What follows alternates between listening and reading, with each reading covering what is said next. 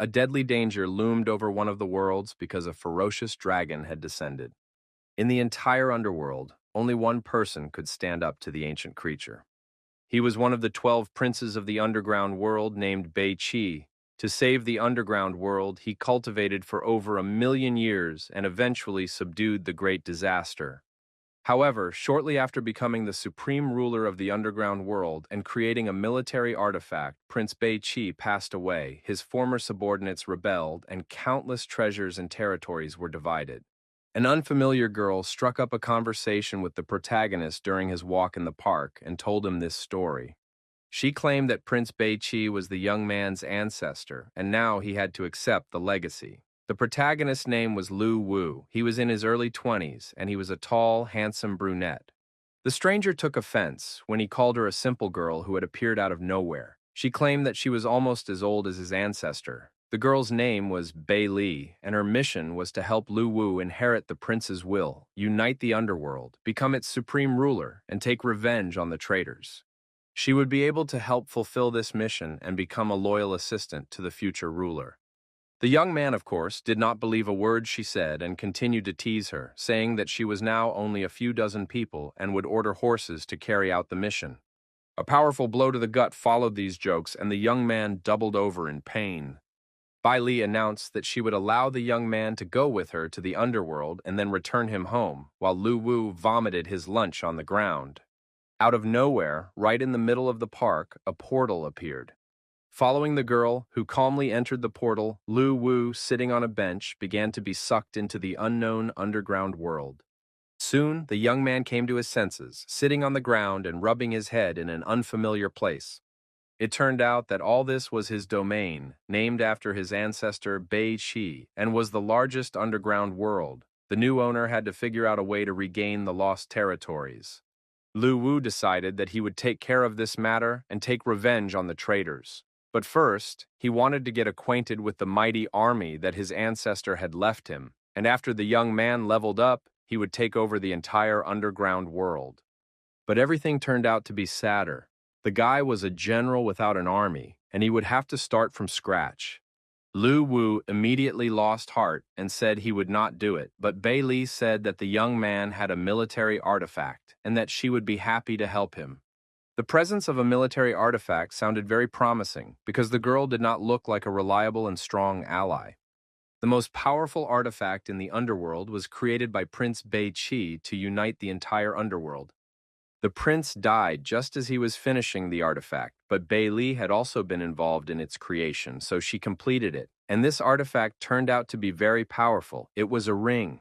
The power of the artifact lay in the use of Qi to strengthen the body. As long as the soul exists, the body can be replaced at any moment. As long as the souls are under control, there will be an immortal army of spirits. The girl put the ring on Lu Wu's finger, and it immediately activated because it identified the wearer's identity. When the blood analysis was complete and the ring confirmed that the wearer was a descendant of the prince, the artifact was bound, and the basic functions of yin-yang's body and soul were activated. Lu Wu felt an incredible power filling him from within and without, but immediately the question arose about the souls, which he simply did not have, and it was unknown where to get them. Bei Li was very upset because she hadn't thought about finding other souls. She had somehow overlooked this and now felt that she had let her master down. The guy tried to calm her down, saying that in the end, everything could be solved because she remembered what he did in reality. In his normal life, Lu Wu had unsuccessfully run his business, created a gaming website, and now decided to expand the artifact's functions and combine it with the game he had developed. While players were playing the game, they would be able to summon their souls, and as long as the game was popular, they would have a countless army of undead. Ideas immediately popped into Bei Li's head that if a player died, they would be reborn thanks to the mechanics of the game. Lu Wu couldn't help but admit that the little girl understood everything so well. However, creating a game based on the underworld is quite a large project, and it would be impossible to complete it in a short period of time. Bei Li claimed that using the artifact, it was possible to create various things from energy, including building locations. Spiritual power is the main indicator of strength in the underground world. The more power, the more powerful the creature. Spiritual power can be extracted to increase power and restore the palace. In addition, a monetary commission can be charged for completing the mission.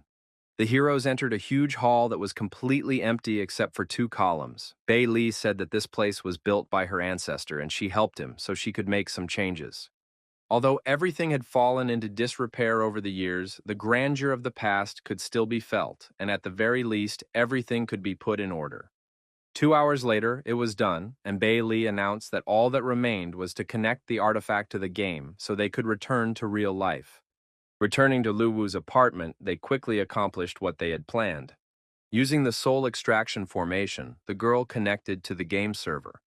While the player was downloading and launching the game, his soul was sent to the underground world through a VR helmet. Everything was cool and extremely simple. All that remained was to come up with a name for the project. Bei Li suggested naming the game War in the Network as a tribute to the artifact. The name was approved, and from then on, the game War in the Net was ready to be released. The description said that it had been in development for many years, that it was perfect, and that entry was free. In addition, there was no balance replenishment. After a few hours, the number of downloads, comments, and likes was 0, which was bad because there was really no time. Bei Li said that to the east of the palace was the Luli district, and in the main palace was the ghost general Sha Na, who commanded about 500,000 soldiers, and his army was still growing. No one knew when he planned to attack, but if the main city disappeared, Lu Wu's soul would never be able to be reborn. This was terrible news because it was simply unrealistic to find a huge number of players in such a short time.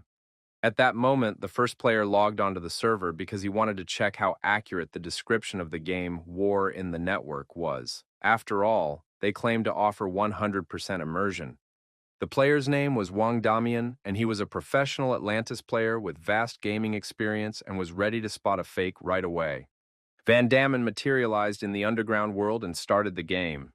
Soon he felt bloody rain dripping on his body, and it was a truly impressive effect that he had never encountered before. The guy even thought he had died from an electric shock when he touched his helmet. But then came the story of the great misfortune of Prince Bei Qi, who died saving many lives, and now the player had to go on a journey to regain the lost territories. Next, he was asked to choose his class. It could be a warrior, an assassin, or a mage.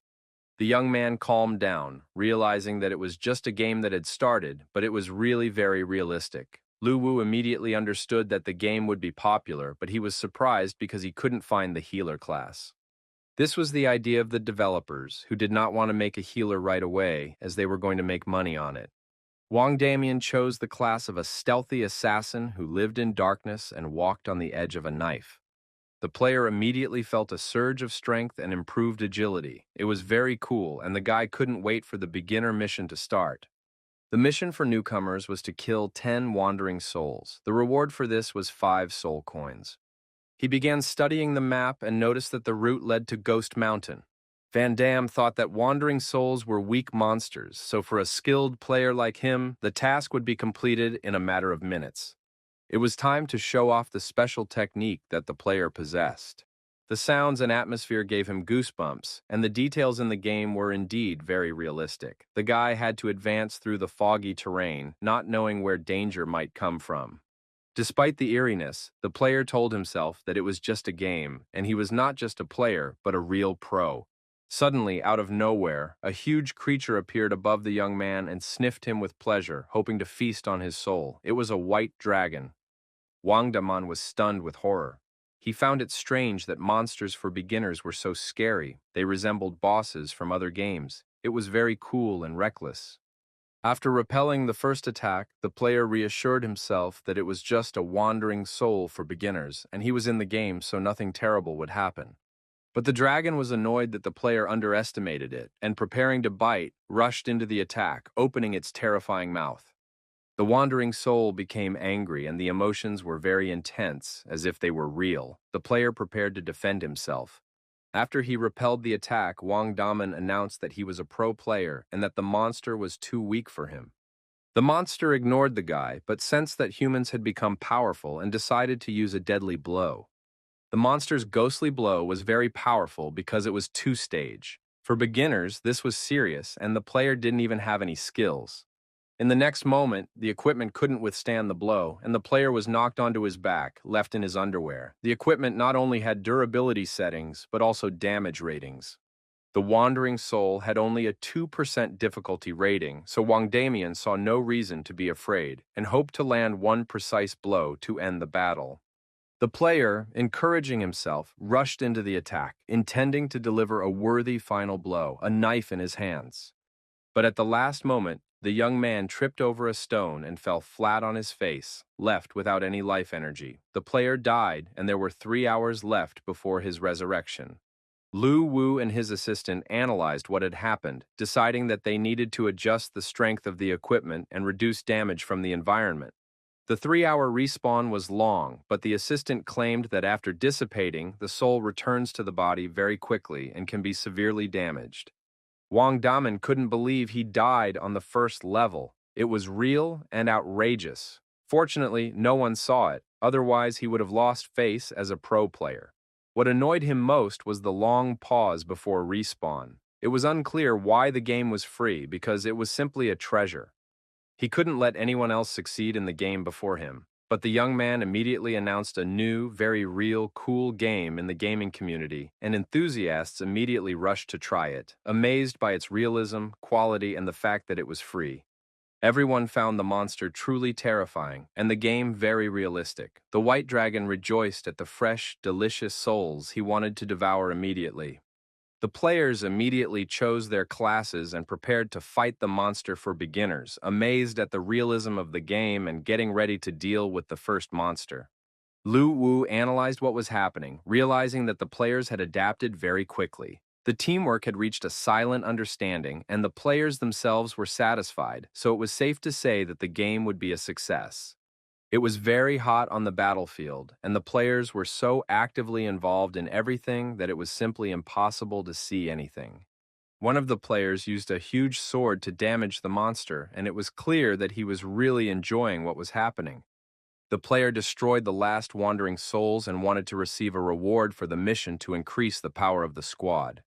The feeling of leveling up was completely different from other games. The level of the game allowed you to feel the strengthening of your body's characteristics, and it was just incredible.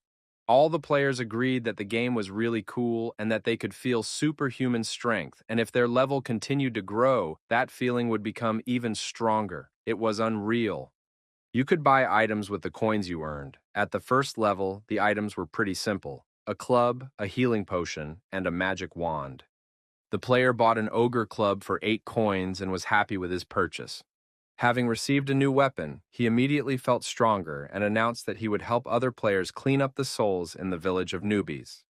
The game developers continued to analyze the situation, estimating how many coins they would earn from the slain souls. In addition, a percentage would be charged for each purchase a player made in the store. The more they buy, the more the manufacturer gets. Players enjoy the game and he enjoys the money. Everyone is happy. After that, Lu Wu admitted that Little Bailey was indeed a genius. The Ghost Mountain was a tall cliff surrounded by fog and smoke. Above the mountain was a portal that constantly spewed lightning. At this level, the player had to kill an elite mob, the Evil Spirit, and all quest participants received additional coins. The players stood in anticipation, waiting to earn more coins in the mission, but they did not yet understand where to find this mob.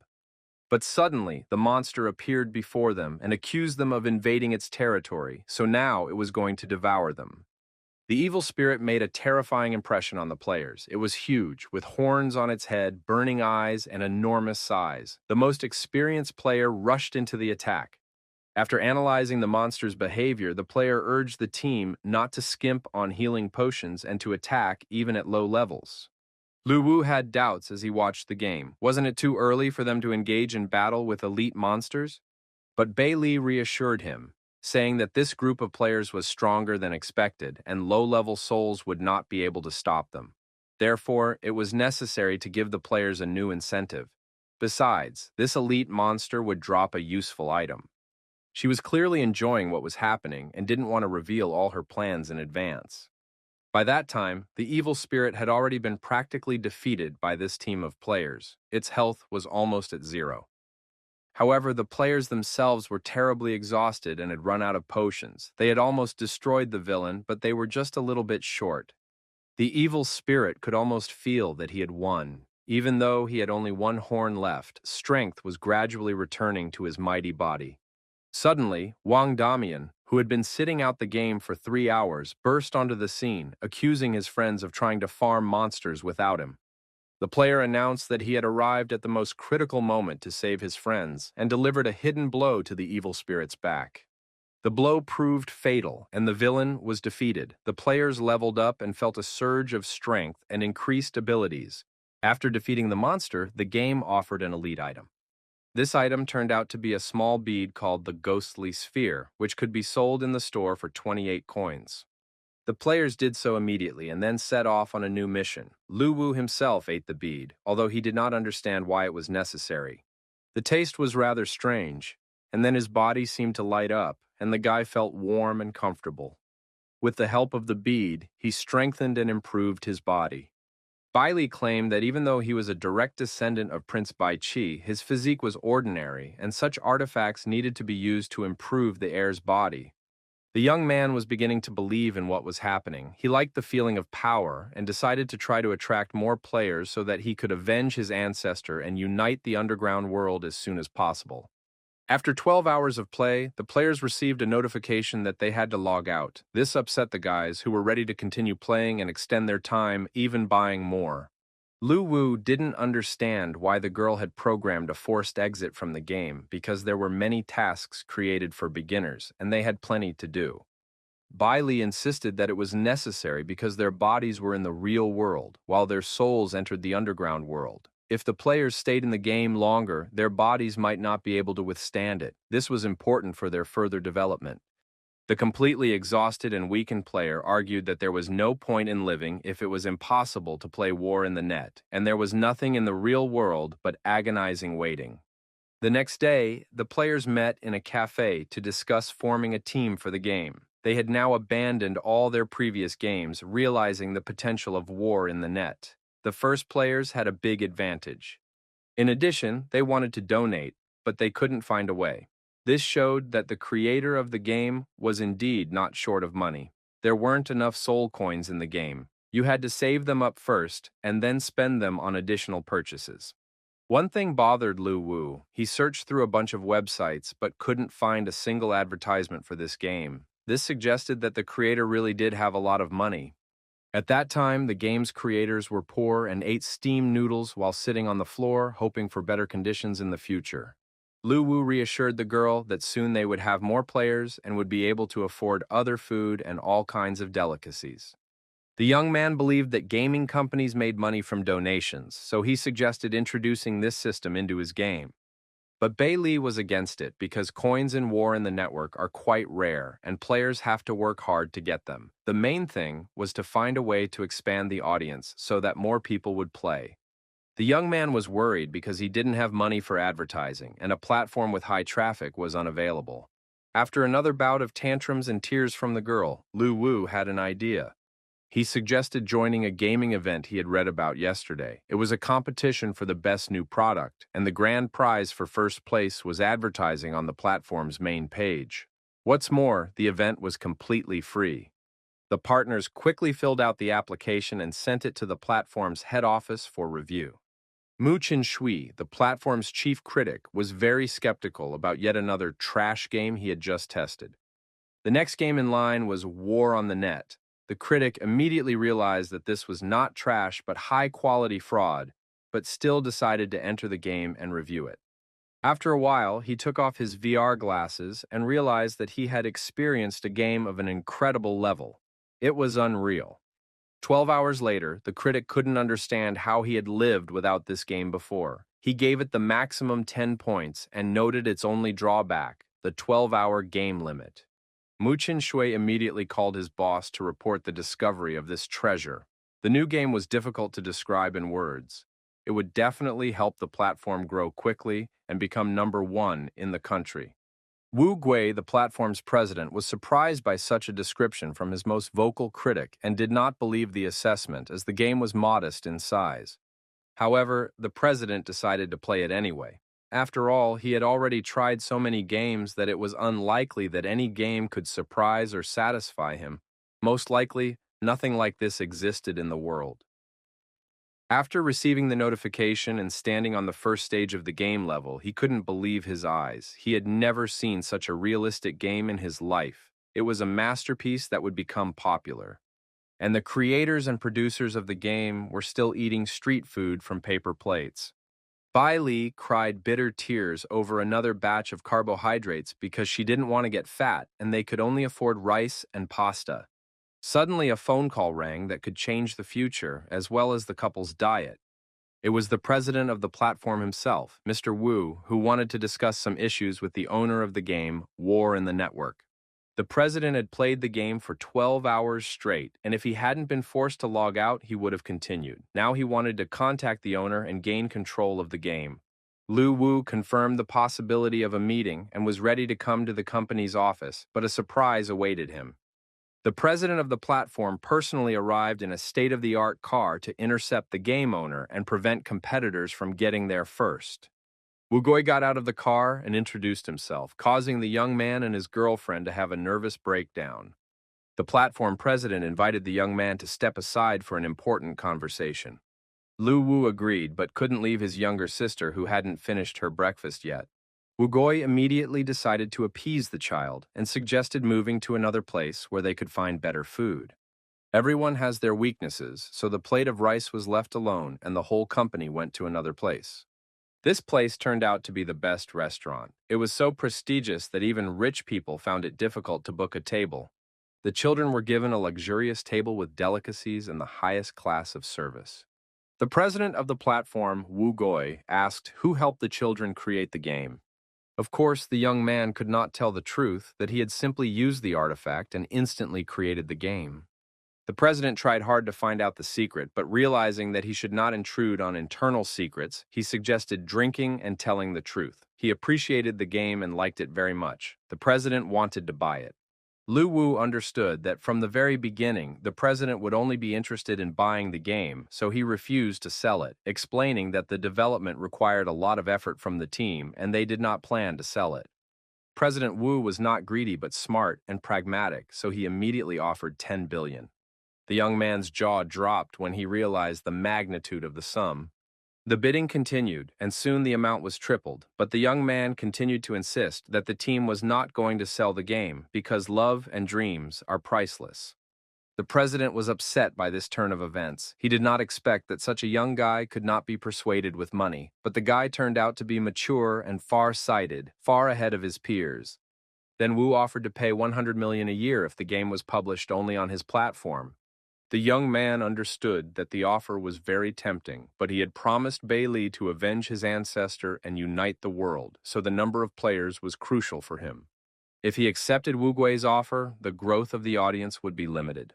Therefore, Lu Wu rejected the offer but agreed to cooperate with the platform for 2 months on the condition that the game would be featured on the main page. The president was shocked by the guy's business approach. It was more difficult to deal with him because he took the initiative in negotiations.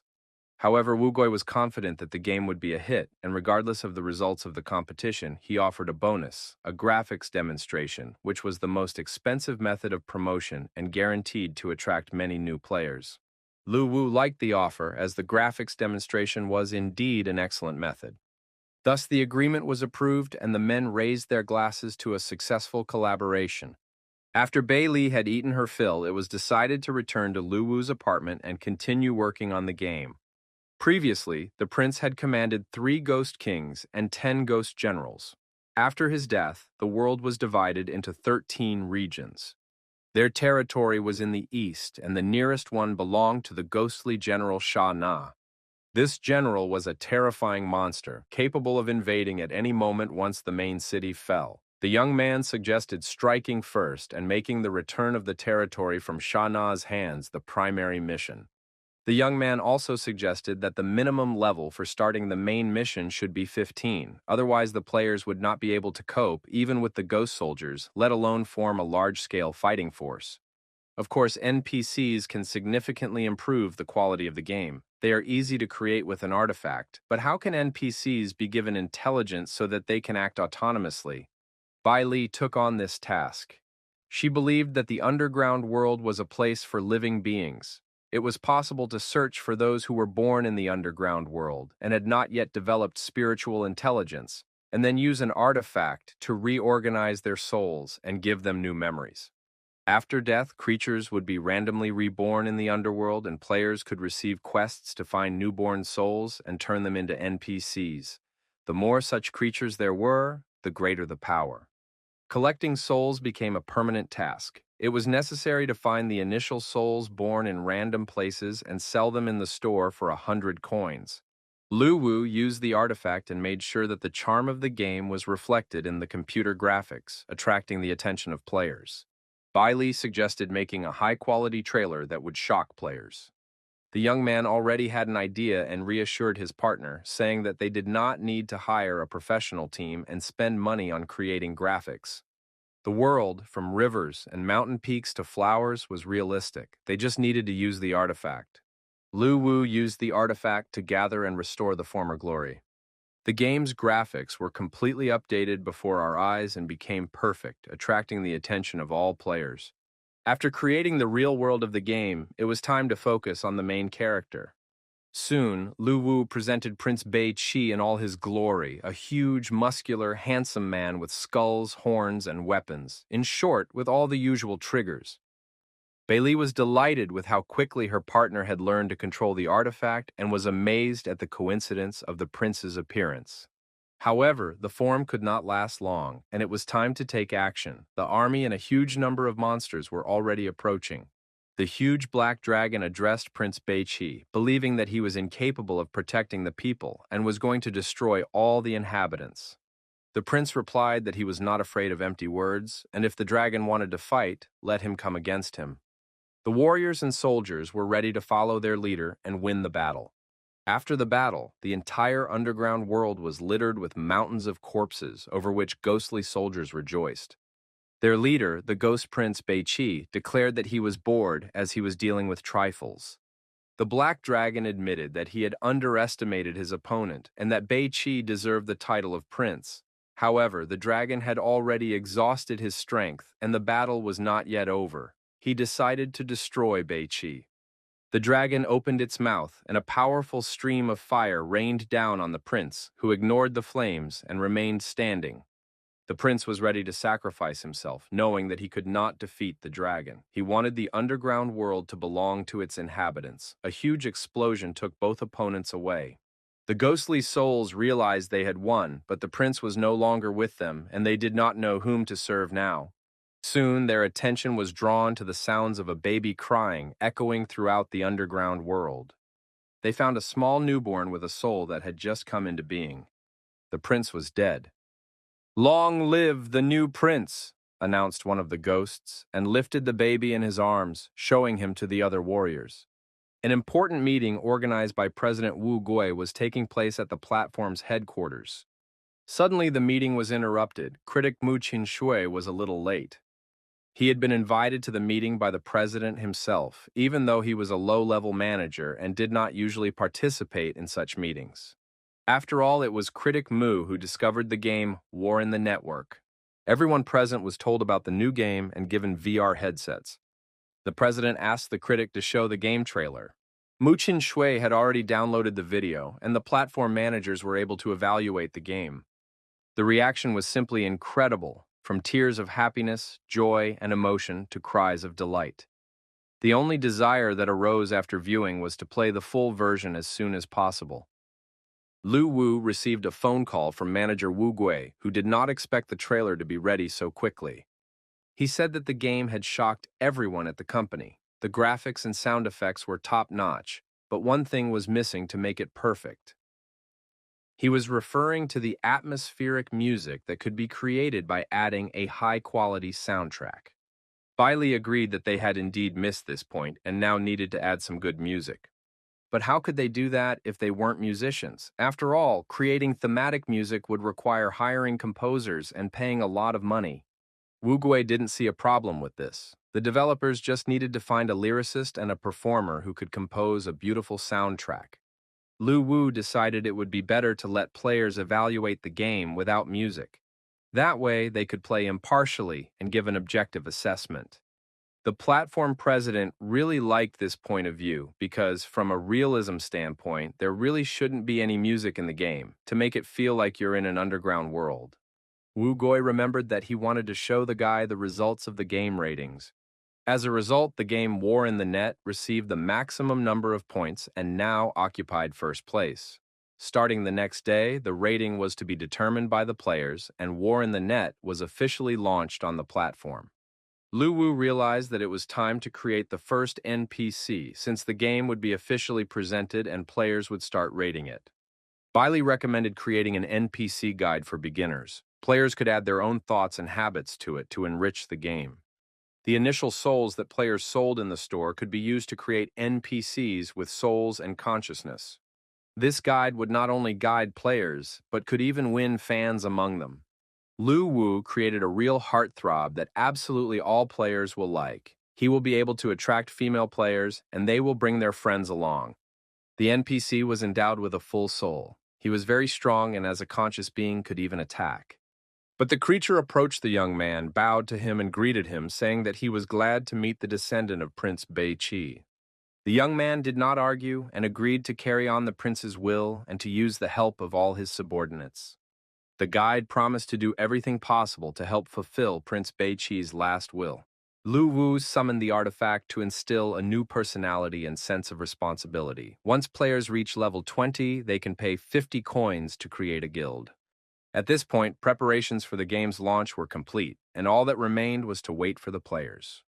At the Tianlong Game Studio office, they eagerly awaited the results of the game voting. Company owner Li Tianxia had spent more than 7 years developing his game and was almost certain of victory. The manager said that a game had appeared that unfortunately scored the maximum number of points, and they only came in second place.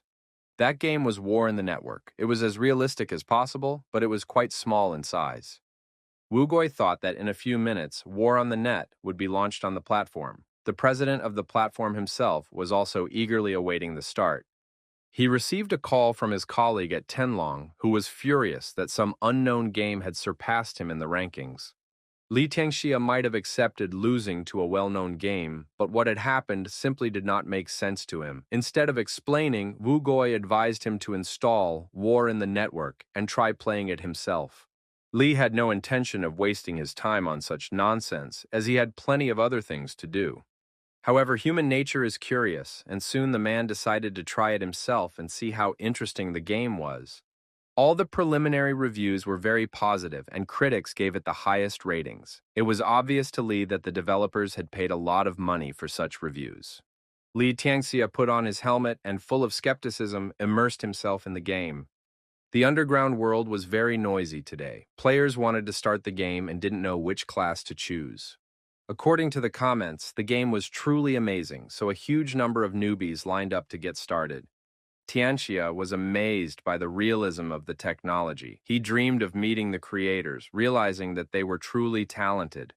But soon his thoughts were interrupted by the voice of an old acquaintance.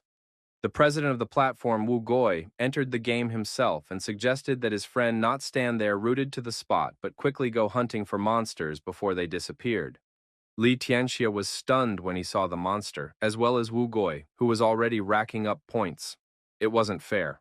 After all, he had just said on the phone that he had an important meeting and couldn't talk anymore, but then he went to play. Wu Goi suggested they hurry up and let Li deliver the final blow. Li didn't need to be asked twice. He drew his sword and rushed towards the monstrous creature, intending to destroy it and earn points. But at the last moment, the player was knocked back by a shield before he could deliver the final blow. A complete stranger with an axe in his hand smashed the monster's head, delivering the final blow. It was just a nightmare. No one had ever treated a player so despicably before. He realized that in this game, you had to act quickly and decisively. But before he could do anything, another player's sharp knife slit his throat. The game announced that he had been killed in the process, and now the resurrection and cooldown had begun. Li Tianxia was amazed by the game, even though he was an experienced developer himself. He also realized that not only he, but also Wu had been kicked out of the game in the same way. The number of players was growing rapidly and breaking all records. Moreover, even after dying in the game, some people still waited for resurrection and did not leave completely. It turned out that the game was really gaining momentum. Although it was still far from perfect, it was necessary to figure out how to attract even more players. It was known that General Shah had a huge army of soldiers and could soon invade the underground ghost world. Until then, it was necessary to attract as many new users as possible and form our own army. Once again, the president of the platform called the young man, complaining that he had been killed by some insignificant player during the game. He stated that he was not going to put up with this and immediately offered the young man money to buy himself extra lives. Lu Wu replied that this was not possible at this stage, but in the future, players would be able to earn coins for killing monsters. The young man currently only had 100 coins for personal use, and he offered to give them to the president as a gesture of friendship. Wu Goi was amazed that the developer did not control everything that happened in his own game. Wu Goi asked the young man to introduce him to the team that created such an amazing game as soon as possible. A few hours later, the weather in the Ghost Mountains was foggy and cool. Players Wu and Li lay in wait, waiting for the right moment. There were noticeably fewer players in this part of the world. Soon, they saw two players fighting a monster. One held a shield, while the other attacked the beast. The offenders watched this fight from the bushes, now waiting for the right moment. Finally, they decided that the time had come and rushed into the attack to take their revenge. With swords in their hands, the players rushed at their opponents, intending to knock them out of the game.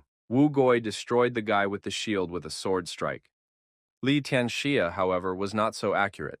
The female player managed to avoid death. You'd be hard-pressed to find a more clumsy oaf. The girl indignantly declared that she didn't understand where these two jerks had come from, since she had been quietly playing the game with her partner. Li Tianxia said that they still had the advantage and that the other players shouldn't worry.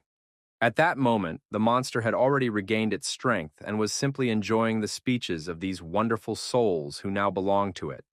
Loud screams and curses rang out in the Yi family's house. Ye Shi was furious. She needed to take revenge on some stupid players for kicking her out of the game. She called the butler and ordered him to invite her brother and his people. At the headquarters of the Wu Goi gaming platform, he decided to hold an emergency meeting and ordered all employees to gather in the conference room. The Tenlong Game Studio headquarters was also bustling with activity. No one left their posts. Ye Cheng and his people came to his sister at the first invitation, not understanding who dared to offend her. His sister said she would tell her brother everything, but first the butler had to bring the boxes. The girl explained that knives and guns were useless in this situation because she had been attacked in the game and then killed by a monster. To say that the guys were stunned would be an understatement, but Chung loved his sister very much, so he ordered his men to prepare, choose their specializations, and go after her. This is how the Guardian Angels Guild was created, headed by Zhuer and Chung, whose surname was Ye. In the game, they crossed paths with the Avengers Guild, consisting of President Wu Gui, company owner Li Tianxia, and their subordinates. The developers watched the battle in the game with interest. Although the guilds were not yet officially registered, two factions had already emerged, and a conflict had broken out between them. Until they killed each other, there would be no peace. However, the price of soul coins rose sharply because they could be used to increase one's power, and the developers became millionaires overnight. But soul coins were also very important to the developers themselves. They were needed to create Prince Beiqi's army. Therefore, they could not sell them and were once again left without funds. A huge amount of soul coins was needed to restore Prince Beiqi's palace. Although there weren't enough yet, the young man thought it would be easy to deal with. The young man decided to sell 500 soul coins to start with. To this end, he intended to use a combat artifact to pass himself off as an ordinary player. The young man chose to specialize as a mage. Initially, the mage was not particularly strong and, apart from chi energy, had no special skills. But Lu Wu had no intention of fighting. He just wanted to sell coins. The mage had enormous potential. As soon as the palace was restored, he would have access to a multitude of techniques and tricks. If a section for acquiring skills was added to the shop, the player's strength would grow not by the day, but by the hour. Then the current mage would surely reveal his potential. The young man took the form of a huge flying magical kite, received the player's coordinates, and set off for the meeting. Bai Li noted with satisfaction that the young man was already confidently using the combat artifact. A few minutes later, somewhere far away in the mountains, in a gorge, there were shouts and arguments between the players. Suddenly, a stranger appeared among them and said that he was looking for Zhuer and wanted to exchange coins with her. The girl came out to meet him. She wanted to know who he was and why he was looking for her. He explained that he had soul coins that he was willing to sell to her. Zhuer was very skeptical of the young man's words because he belonged to the class of mages, the weakest type of players. The girl couldn't believe that this stranger had as many as 500 coins, but she was extremely pleased to hear the news. She immediately figured out where he could have gotten them. It all seemed extremely suspicious. The mage decided to place the coins in the transaction column and offered her to see for herself. Seeing the number of soul coins with her own eyes, Zhuer felt truly happy and confirmed the purchase. She instructed her accountant to transfer the required amount, already thinking about what she would spend the coins on. Lu Wu was amazed at how little money meant to these people and how easily they could trust strangers. When asked where he got so many coins, the young man said that he had been very lucky in his soul collection task and had been able to get all the souls and exchange them quickly. The accountant announced that the money transfer was complete and the young man could check his account balance. Bailey whispered to him that the money had arrived and he had not been deceived. The magician announced that he would not check because they had trusted him, and he, in turn, had also trusted them, and transferred all the coins to Zhuer. After that, he thanked them for their cooperation and said that he would contact them again next time if new coins appeared. The girls were very impressed by this behavior because the magician received a huge sum and did not even bother to double-check. Maybe he was too rich? But their thoughts and dreams about a rich and charismatic guy were interrupted by the news that players from another team were lying in wait. These were not representatives of the Avengers Guild, but elite mobs. The elite mobs were demons on wolves. They were a truly terrifying bunch and had come to find out who dared to invade their territory. Lu Wu finally treated his girlfriend to a feast, buying all her favorite delicacies because now they had a lot of money and could afford it. The young man said that when he left the ghost world, Zhuer's team was attacked by ghost soldiers. These horsemen were led by Sha Na. The young man was struck by the size of his army, but it turned out that as the number of players increased, so did the number of enemies. This was very good, and players needed to be given the task of exploring General Sha Na's territory. This would make players understand how things really stood and encourage them to spend soul coins on their upgrades. Lu Wu immediately activated the combat artifact and set the access level for the task to no lower than rank 15. If weaker players went there, they would die immediately. High-rank players had no choice but to accept this quest, and there they would be able to fight the ghosts. Since players constantly respawn, they are ideal for exploring the lands.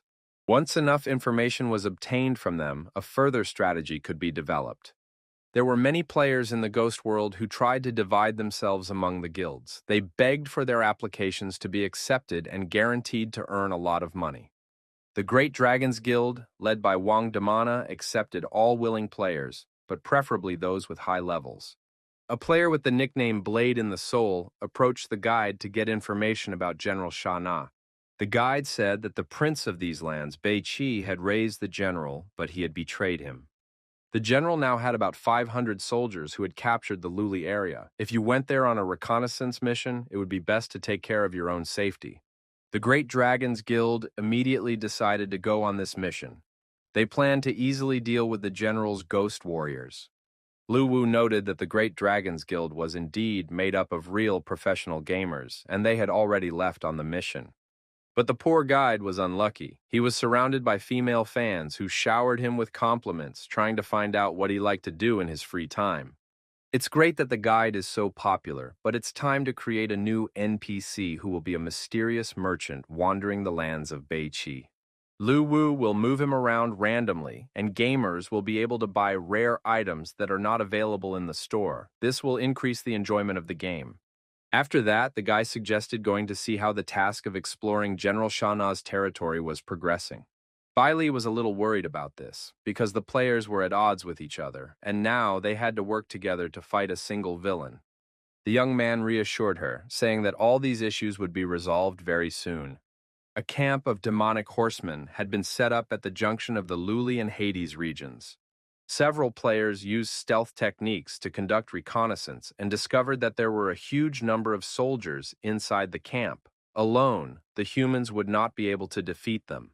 At that time, another guild that had appeared in the area was behaving very noisily, attracting the attention of the demon soldiers. It became clear that there was no time to escape and that they would have to fight them in battle, and death would be heroic. The battle began. The players fought desperately and killed the mobs quite well. Half an hour later, all the high-level players were still able to fight. Although they suffered losses, the battle continued. The players were unable to cope, and it became clear that the Great Dragons Guild would not survive. Perhaps it was too early to take on such quests. If they kept losing, all their enthusiasm would disappear. At that moment, the Guardian Angels Guild, which had bought new equipment, approached the battlefield.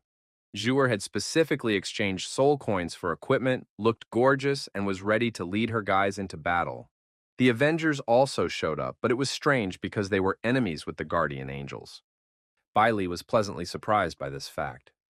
Lu Wu watched the proceedings with satisfaction. He was as confident and calm as his ancestor. The guild leaders agreed to deal with their enemies first and then resolve their issues among themselves. The battle continued with renewed vigor because two new guilds had joined the fray. Everyone wanted to punish the villains as soon as possible. Reinforcements were in place, and now the gamers were easily killing their enemies. Bailey said that, judging by all appearances, someone was watching the young man. The demon commander nicknamed Madman joined the battle. Once he was killed, the other warriors would automatically disappear. Zhuer and her guild rushed into the attack without knowing who they were dealing with, and paid for it with their lives because the enemy was much stronger and beheaded the girl. Chung was furious when he saw what had happened to his sister. He called on all players to avenge her death. Players from all sides attacked the demon commander. They no longer cared who got the points or who delivered the final blow. They were driven by revenge. The players realized that they first needed to behead the commander and then deal with the rest. But the enemy was incredibly powerful, and his blows damaged the players' weapons. The representatives of the Avengers Guild also decided to destroy the commander immediately, rather than waste their time on minor demons. The madman sat on a huge, monstrous wolf and was confident in his strength, treating his opponents as if they were mere ants. He easily dealt with all the players who attacked him and repelled their attacks so strongly that pieces of their bodies flew in all directions. Even Lu Wu and Bailey, who were watching the battle from their ambush, were hit. The young man realized that the gamers' camp had been completely destroyed with just one blow. He had clearly underestimated the power of the demon commander, since even the strongest group of players did not have enough strength to fight back. It turned out that the enemy could kill everyone. Perhaps it would be better for the players to explore other regions for now and avoid the territory of Liuli. Lu Wu created a screen recording feature that would help promote the game. Gamers would be able to post recorded videos, and people would learn about it. 3 days later, the exploration mission in the territory of Luli turned into a confrontation between three guilds. But thanks to this battle, the players gave up their hatred for each other and began to act together. The leaders of the three guilds even held a meeting and decided to unite to deal with the demon commander's camp. As a result, the price of soul coins rose again, and the screen recording feature increased the number of gamers. Due to the influx of new players, minor glitches were discovered. People tried to resort to hackers to quickly level up their characters. But they were disappointed, and the game war in the net works from the human brain, and no hacks can help. The forum, where players shared their impressions, gave advice, and left useful information, was very helpful in the development of the game. Soon, a map was posted showing the distribution of monsters in different areas of the mountain range, drawn by hand. A gamer named Lo King used the screen recording function when developing the map. He hardly fought any monsters, but immediately started the game by exploring the world. Lo King's map featured areas that players were already familiar with. A player named One Hit One Kick had a very interesting fate. He used to work as a firefighter and lost his limbs while responding to a natural disaster, becoming disabled. He was very disappointed in life and in himself, and only after entering the game did he feel like a complete person again. When the man saw himself in reality and felt the presence of his limbs, these sensations were so real that he cried. It was wonderful. The game gave the man a zest for life and hope. Therefore, it was necessary to continue working on realism. Luwu decided that War in the Net did not necessarily have to be a game related only to wars. It could become quite thematic. For example, after completing the task of destroying General Sha Na, players could receive some additional options. For example, fishing enthusiasts could enjoy fishing in the sea of the underworld. And if gamers destroyed the king of the rock demons who lived on the Cliff of Despair, they could cultivate spirits in that location because the environment allowed it. Players could have their own pets and teach them martial arts. Lu Wu was confident that his game world was full of possibilities and that anything players could imagine could be brought into the game. As the map was gradually explored, more and more people entered the game, and the ghost world became accessible to everyone. The border between the regions of Liuli and Grados was packed with demon troops. Scouts reported to their commander that the gamers who had fought them a few days ago had been forming small groups and constantly looking for new ways to attack. The demons expected the gamers to be afraid of dying and to flee, but they kept pushing forward like parasites, and only a powerful blow from the demon commander, the madman, was able to stop them. The demons watched the part of the ghost world where the gamers lived and marveled at their powerful energy. They understood that this power resembled that of Prince Bei Qi in terms of its strength and quality. The gamers also watched the mobs and realized that their activity increased the demons' aggressiveness. But that was great because they no longer had to run around looking for enemies. The enemies came to them. The gamers happily welcomed the demons who came to fight them. The players declared that they had come from Prince Bei Qi. The mobs understood that the gamers were provoking them, but were amazed by their courage and audacity. The mob commander had witnessed the rise and fall of Prince Bei Qi with his own eyes, so he ordered his servants to destroy the impostors. A battle began between the players and the demons. Bei Li was very worried. She watched the dynamics of the game and noticed that the commander of the ghost soldiers had gone on the offensive, and the players were constantly dying. Lu Wu said that everything was part of his plan and there was no need to worry. The battle continued desperately, and even the mob commander Mad joined the attack. The demons reported to their commander that they had already gotten rid of all the gamers, who turned out to be ordinary weaklings and now planned to go to the abandoned city of Hades. The commander ordered them to continue the offensive and prepare to kill as many players as possible. However, this turned out to be not so easy because the number of people gathering to join the game was simply enormous. The demon realized that there were too many opponents and ordered his troops to retreat. But then his subordinates noticed that there was nowhere left to retreat. They had been ambushed. The fact was that representatives of the guilds had united and were waiting for them on the other side. The old methods of endurance and tactics worked perfectly, and the start of the operation was announced. The gamers enthusiastically rushed at the demons because they had been waiting for this moment. They understood that there were many enemies, but that did not stop them. This was Lu Wu's plan. After losing the previous battle, the guild leaders met and developed a joint plan to confront the demon commander. It's not scary to have one enemy out of 10 people, but it's scary when they all unite against you. And even though the army of players couldn't destroy the general, they were definitely strong enough to take on the commander. The madman was surrounded and couldn't understand what was happening because the players had no formation and relied only on each other's support. Of course, ghosts have strength and ferocity, but fear was also present. The madman noted that the players were not afraid of death at all. Even with his advantage in strength, he could not withstand such numbers. The demon commander understood that if things continued in this vein, he would soon die, but he had no intention of dying at the hands of such weak parasites as these players. Azure approached him, saying that they had met again, but now she was prepared. The madman attacked with his magical energy, and one had to be extremely careful. At that moment, his gaze fell on the girl, and he remembered that he had killed her a few days ago. It was very funny. It turned out that the demon commander did not know about resurrection, and now he was in despair. The players were not afraid of death, because in 3 hours they could be resurrected. The players already felt their power and tried not to pressurize, but on the contrary, to enjoy the battle and gain experience. The madman directed powerful energy from his eye, trying to harm the people in any way he could. This energy again led to a powerful explosion, and huge rocks and pieces of soil scattered across the playing field. At about the same moment, a notification came that the mission had been completed due to the killing of the demon commander, and his equipment was now available to high-level players. In addition, an accessory from the set of runic artifacts could be sold for 500 soul coins. The demon commander's equipment was immediately analyzed for value. Luwu did not understand what was happening, but the girl explained that she had created several hidden classes of artifacts that were used by the prince's fighters to create warriors. This artifact was called the Ninth Demon Energy, and with its help, it was possible to devise a plan for the runic warriors.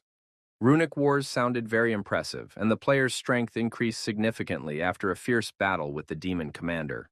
Lu Wu hastened to learn about the talisman and the runic warrior, about which he had no information. A rune warrior is the system name for a special warrior created by Bei Qi's first spell.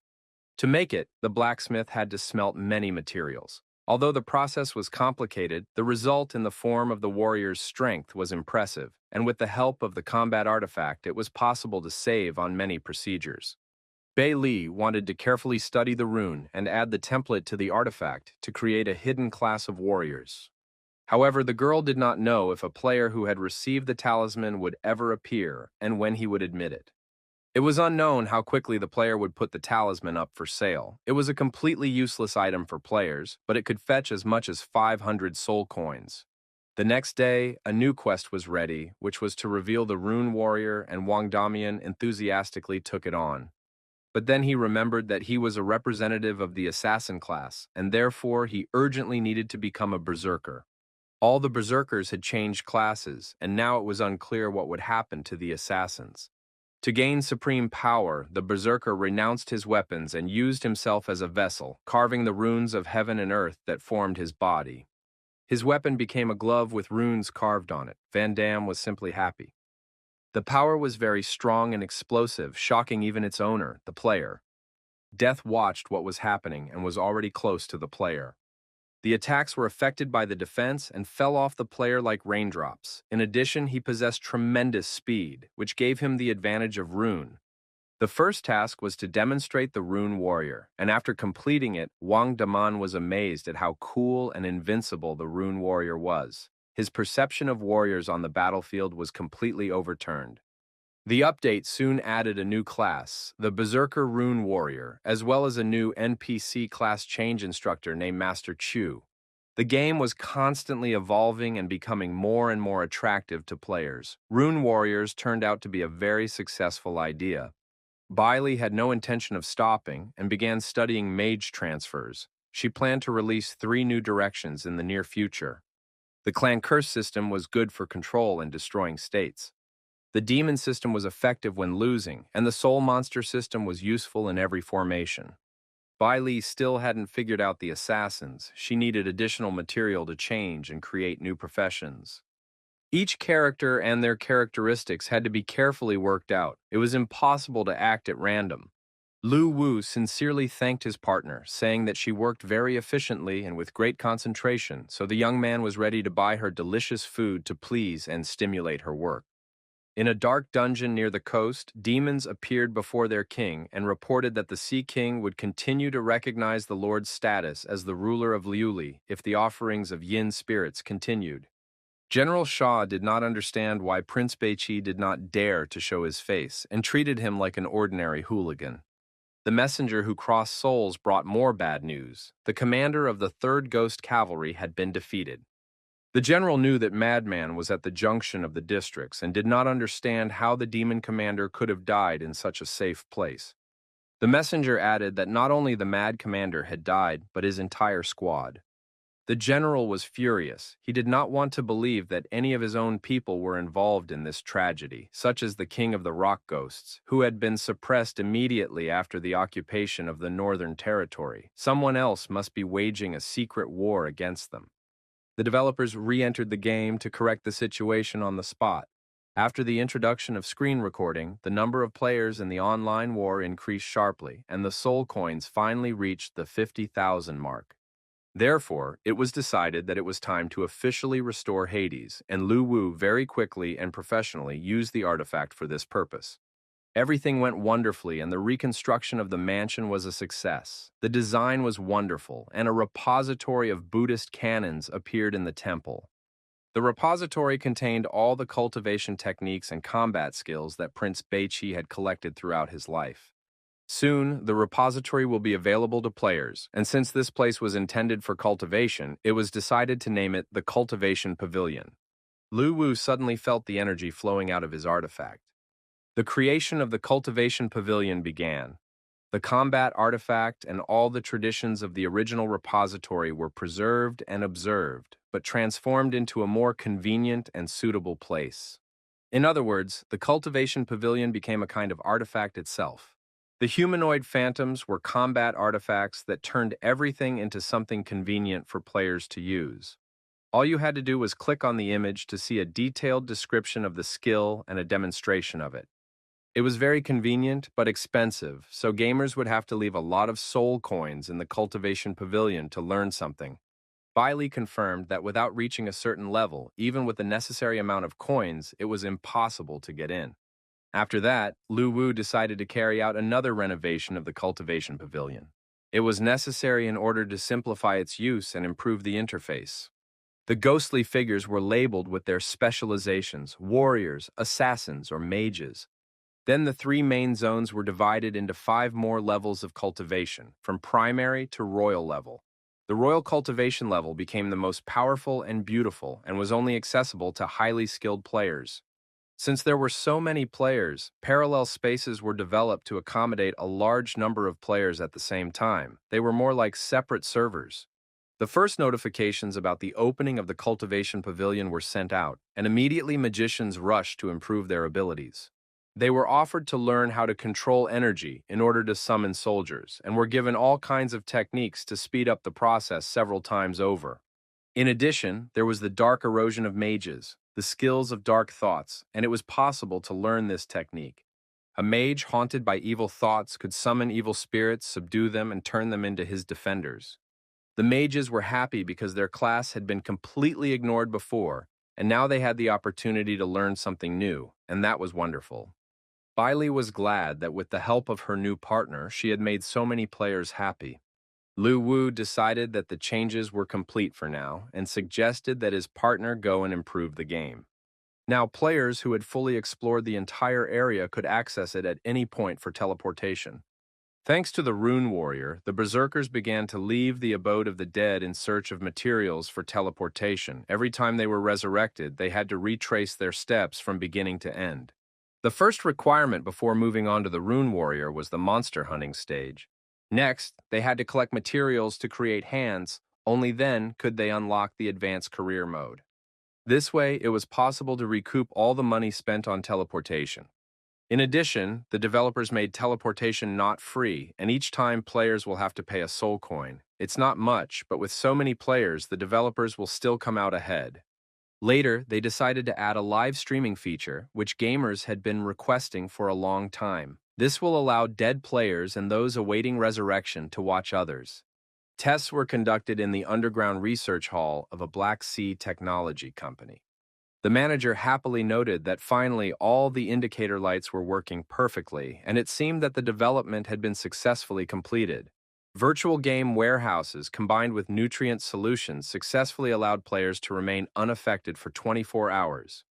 The board of directors of the Black Sea Technology Company reported on the successful outcome of the development, and now their virtual game warehouse was working successfully, as reported by the company's director, Chen. The company's task was to bring these virtual warehouses to market, and it was decided to find game sellers to collaborate with. The meeting was interrupted by the director's assistant, who announced that Company A had just announced the creation of a virtual warehouse at a press conference. The girl immediately turned on the broadcast of this press conference to show it to everyone present. In it, a journalist talked about the creation of a virtual game storage facility that had successfully passed a huge number of tests and guaranteed the stable operation of its warehouse. President Wu said that Company A had just found him, and he had decided to collaborate with them on the basis of the game War on the Net. For the physical safety of the players, a 12-hour gaming system had to be installed, but this served as a limitation to the growth of the players, and thanks to the appearance of the game warehouse, it was possible to develop much faster. The next day, a platform meeting was held at the company's office. Alice, a representative of the interested party, was present, and she did not understand why the discussion had not yet begun. Soon, Lu Wu appeared with his assistant, Bei Li, and the discussion could begin. Alice reported that their company was a leader in the field of virtual games and had created a virtual game warehouse that would be much better than all previous inventions. After explaining the essence of her project, Alice announced their terms, which consisted of an annual payment of 20% of the game owner's profits. Everyone was very interested in the project, but the payment was too high, so the representatives could not make a decision on their own and waited for confirmation from their superiors. Alice said that the game warehouse would be at the disposal of the game owners and would attract a new wave of players. Developers would enjoy themselves and earn a lot of money. Lu Wu immediately stated that he was refusing this project, and now Alice wanted to know which company he was from, as he might simply not have understood what she was telling him. President Wu tried to slow down and explain to the young man that these were commercial negotiations, and if the terms of one side were not satisfactory, they could be discussed and possibly changed. Lu Wu stated that he would not change the specifics of the game, which he had developed so long and carefully, making it completely realistic. The presence of a warehouse was unfair to the game, and so he left the meeting. At this time, one of the players in the game decided to tame a corpse wolf, and the young man watched with interest. The player believed he was close to success and wanted to reduce the wolf's health to a minimum. The poor wolf was tied to a tree to lower its vital signs, but black energy continued to flow even into the immobilized animal. This black energy was spread by a representative of the monsters of the underworld. He destroyed the wolf just to prevent it from being tamed. Then he reached out his hands to the players and continued to spread his dark energy. Soon the players found themselves entangled in dark bonds, the players themselves as well as their weapons. This dark mist prevented them from breaking free, and soon the players turned into puppets caught in a trap. After that, the unfamiliar demon addressed the players, saying that now he would ask questions, and they were obliged to answer. The demon was interested in where the players came from and why the ghost commander had died. The gamer guessed that he was facing General Sha Na and demanded that his bonds be loosened because he couldn't breathe. The player did not understand why a simple mob had such power and insisted that the players were not afraid of him and demanded to be released so they could fight him one-on-one. The gamers threatened that if the ghost killed them, they would definitely take revenge when they became stronger again. This made the ghost laugh because he knew that the players had no idea who he was, but he was Sha Na, responsible for storing souls. He believed that there would be nothing left of the players and continued to tighten his grip.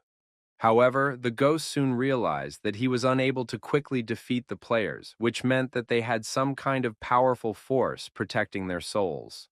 Therefore, he decided to destroy their bodies and see where their souls would go next. He intensified his fog, and in the end, only the shells of the players remained. The ghost noted that there was not the slightest influx of soul power. In addition, the integrated souls disappeared without a trace. This did not correspond to any laws, because after the death of a creature, the soul begins to rotate, the power slips away and merges with the rest of the world. But the current situation was completely different. The players noticed a stranger standing in the distance. One of them suggested that the stranger resembled a hidden mob, a mysterious merchant. The players decided that they could strike it rich and become wealthy because the mysterious merchant had many soul coins and expensive goods. They approached the figure and asked if he was selling goods, demanded a discount, and wanted to look at the goods themselves. The stranger did not turn around, silently listening to everything they said. Then he turned to the players and asked if they knew the details of the ghost commander's death. The players did not like the smell coming from the stranger at all, but they thought that he simply possessed some unknown technique and did not pay attention to the black mist that began to envelop them. But then the stranger couldn't take it anymore and said that they were talking complete nonsense, so they had to die. The same changes occurred with this group of bodies and souls, and they also disappeared. But the ghost had an incredible idea, which he now needed to verify for himself. Lu Wu and Bei Li realized that Sha Na had gone on a reconnaissance mission and wanted to find out more about the messenger who crossed souls. The messenger who crosses souls is the highest position of the king and general of ghosts, responsible for storing and transferring souls. Each ghost king and general was assigned a messenger, and they had different strengths and weaknesses and were skilled in sacrifices. The yin soul was different from the original soul. It was similar to a material and could be used to create weapons and equipment.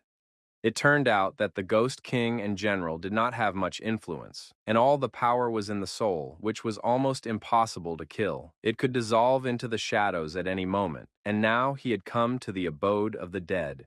The ghost couldn't believe his eyes when he saw the reborn and rebuilt Hades. This could only mean one thing, that King Bei Qi had returned. But the ghost had seen the king's death with his own eyes and watched as his soul left his body. It was a vivid memory, and the ghost could not be mistaken. The ghost, who crossed souls, demanded an explanation and wanted to know who had appeared before him. Although he already guessed, he still couldn't say it out loud, because then the messenger's worst nightmare would come true. Before him, in all his glory, stood Prince Bei Qi. The messenger bowed respectfully to his master, saying that he realized his mistakes and was ready to die if it would help to fix everything. The prince could not allow the messenger to find peace so easily after his betrayal by simply dying. The messenger was ready to atone for his sins and do whatever the prince commanded. He promised to help the prince regain all his lost territories and glory, but he did not believe that this was the real Prince Bei Qi because the latter would never have let the envoy go. Bei Qi confirmed that the murder of the ghost commander was the work of his men and that the messenger himself would be next. But then the ghost attacked the prince, saying that he did not believe in his existence and that someone was most likely just pretending to be Prince Bei Qi. Lu Wu said that he was not a prince, but that the blood of Bei Qi flowed in his veins and he must inherit this land. Bei Li unexpectedly bit the guy's hand, saying that the messenger would have to confirm the presence of his master's blood. And indeed, the ghost felt the familiar blood. He recognized the overwhelming power of the lineage and agreed that he was facing a descendant of Prince Bei Qi. After that, Prince Bei Qi demanded that the messenger who crossed souls surrender or die. Before answering, the messenger asked if the beings who called themselves players were human, Bei Qi. If these players were destroyed, their souls would not disappear. The person who created them had mastered the law of reincarnation, and the messenger realized that he was facing a very powerful being, for even Prince Bei Qi did not possess such power. The young man's patience was running out, and he asked one last time what choice the messenger would make. The ghost knelt and said that Duyan's subject welcomed his new master and would be loyal to him just as he had once been loyal to Prince Bei Qi. Dark forces were gathering on the coast of the sea in the Luli area. The ghost returned from reconnaissance and reported to the general. He found the remains of a tree demon in the camp and believed that it was he who, together with his people, had decided to encroach on this area and move General Sha Na. The general sent a messenger to the Sea King to confirm his agreement to make sacrifices, but it was necessary to simply wait until the general broke through the Ghost King's kingdom and captured the northern territory. Lu Wu, sitting at home, came up with new game bonuses to appease players who were asking for a new game platform to be launched, but this was not possible at the time.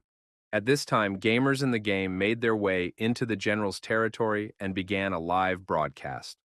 The Sea King began to emerge from the sea, calling General Sha Na to battle. The players were amazed by the mere sight of the Sea King, Poseidon. Poseidon really did look impressive, and the players hoped to just stand aside and watch a real battle between mobs. Poseidon continued to shout at the top of his lungs, calling on General Sha Na to come out and respond. The general personally appeared before the Sea King, not understanding why he was making such a fuss and what he wanted. The huge, ferocious general demanded that the Sea King not get carried away. The situation was such that the villains themselves were confused and did not understand what was going on between them and why they were so fierce towards each other, while someone else was just pitting them against each other. The general accused Poseidon of invading his territory without permission and daring to look him in the face. Poseidon called the general a nobody compared to Prince Bei Qi. The general promised to roast the Sea King and get rid of all his assistants. Poseidon warned that it was impossible to refuse his offer and was ready for battle. The general did not understand why the messenger did not confirm that Poseidon's terms had been accepted. A misunderstanding arose. The general tried to explain himself to the Sea King, but the latter no longer wanted to listen to him. The opponents came face to face, radiating hatred for each other, and it was clear that the battle would be epic. The general tried to say that he had not rejected Poseidon's offer and was ready to sacrifice souls to him every year, but that there was no need to pressure him. Poseidon thought the general was mocking him and refused to listen to any more excuses. The opponents used all their strength and skills to harm each other, and soon General Sha Na admitted that Poseidon was much stronger. Poseidon once again said that the enemy should not hide behind messengers because they had refused his offer. The general realized that the envoy Du Yan had turned against him and deliberately conveyed the wrong answer. The general acknowledged the envoy's disobedience and asked Poseidon not to quarrel, explaining that he was now personally willing to pay souls annually. Poseidon accepted this answer, but demanded that the souls be destroyed because the king of the sea remembered how weak the general had been during the lifetime of Prince Bei-Chi. Barely restraining himself from insults, the general confirmed that he accepted the Sea King's proposal. To say that the general was angry would be an understatement. He promised to destroy the messenger and ensure that he would never be reborn. Lu Wu used the messenger to pit the villains against each other, hoping that they would at least maim each other, but it turned out that the general was much weaker than the Sea King and was even willing to humiliate himself in order to survive. Bai-Chi confirmed that Poseidon was very powerful, and he fought Prince Bai-Chi several times. Of course, the prince was far superior to the Sea King because he had simply crushed him to the ground several times. Poseidon is very powerful, but he lives in the sea and can only be considered the ruler of a certain area, so he is not able to rule over other lands. Even if he easily defeats the general, he will not dominate the lands, but only the sea area, and in the sea area there is also the False Sea. The main ruler of the False Sea was Bonzi. He is so powerful that, according to rumors, even the prince did not consider him an equal opponent. It was decided to wait until the Luli region was captured and then form a naval fleet. Otherwise, if Poseidon went, there would be nothing to oppose him. Bei-Chi was also ready to think about it, but later, because now she was dealing with the library, where she found many amazing drawings, including the design of the ghost ship. This ship had lived at the bottom of the sea for many years and was capable of absorbing only the spiritual materials of heaven and earth. It transformed souls and evolved them. Even if the ship was completely destroyed, it could be restored by absorbing a large amount of spiritual materials. This was very convenient for gamers. When the time comes, it will be possible to create the original ghost ship according to the blueprints and sell it to the player, who will then upgrade the ship themselves. The project is very expensive. It will require 500,000 coins because many items in the library are filled with the power of the soul, and additional energy is needed to repair them. After hearing this, Lu Wu suggested opening an auction house to make it easier for players to find the items they need in the search engine, as well as to sell unnecessary attributes. The girl really liked the idea, and after working through the night, she found the killer's direction of movement, a relic of the Sun Clan's ancestral curse found by a player. The weapon looked worn, but it was a clan relic and the killer's main attribute. The Sun Clan of the ancestral curse was once a powerful race in the lands of Bei-Chi and, according to rumors, was connected to hell. Each of their people was a natural-born killer capable of summoning demons. This clan killed indiscriminately, harmed ordinary people in the underworld, and openly insulted the prince, but was then suppressed by the army led by the prince and has since disappeared from these lands. Bailey bought an old worn knife from one of the players, and now she had to go to hell to post an announcement and then show the killer. An announcement appeared on the server about the damned who rejected religion, possessed deadly power, and could summon demons. Their weapon was a dagger. To become cursed, a player had to reach level 30 and possess the assassin class. It was possible to summon the Night Ripper, who became a guardian for half an hour, increasing damage. The next path to hell is number 2, Abby, a huge, powerful ghost assassin. The player could summon Abby and gain the ability to fly for a minute, as well as choose a specific area as the main target for attack. The last path of hell was the wise Hosheng, who could be summoned for a minute and was capable of inflicting enormous damage on the selected target. A practitioner of the curse could master 18 demonic forms in the realm of hell, each of which had a different level of difficulty and malice. New requirements for changing professions were introduced. One of them was a scarlet essence. The minimum level of an assassin player had to be at least 30, and after accepting the task of changing professions, it was necessary to kill any monsters, including players, and collect a huge amount of blood essence to open the path to hell. Sources of cursed power were also developed. It was necessary to find them all and give them to a mob that could engrave the curse, after which the second stage was completed. The developers racked their brains over new options. Apart from the Night Ripper, assassin players were indifferent to other methods of advancement. At this stage, the profession change feature was already in full swing, while hidden features remained on the sidelines. There was a need to repair the Spirit Room, a place used by Prince Bei-Chi to store defeated enemy generals and their souls. It was a huge sacrificial building. Among these heroic spirits were several very talented warriors, and their legacy could be completely absorbed by a combat artifact. Several random quests could be launched. After completing them, the player would receive the power of inheritance. At the headquarters of the Black Sea Technology Company, another meeting was held to develop a promotion strategy. The secretary reported that according to news from the platform, the most powerful game developer had not accepted the company's terms. Perhaps this company would be able to cooperate with Black Sea and finally use their warehouses. The game War on the Net was again short of coins. The opportunity to earn them was great, but consumption was also enormous. Therefore, many game features needed to be expanded, and there were still not enough coins.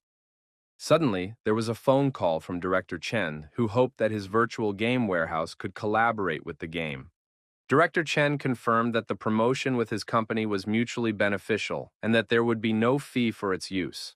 The company was ready to pre-install the game as built-in software, with no special download required.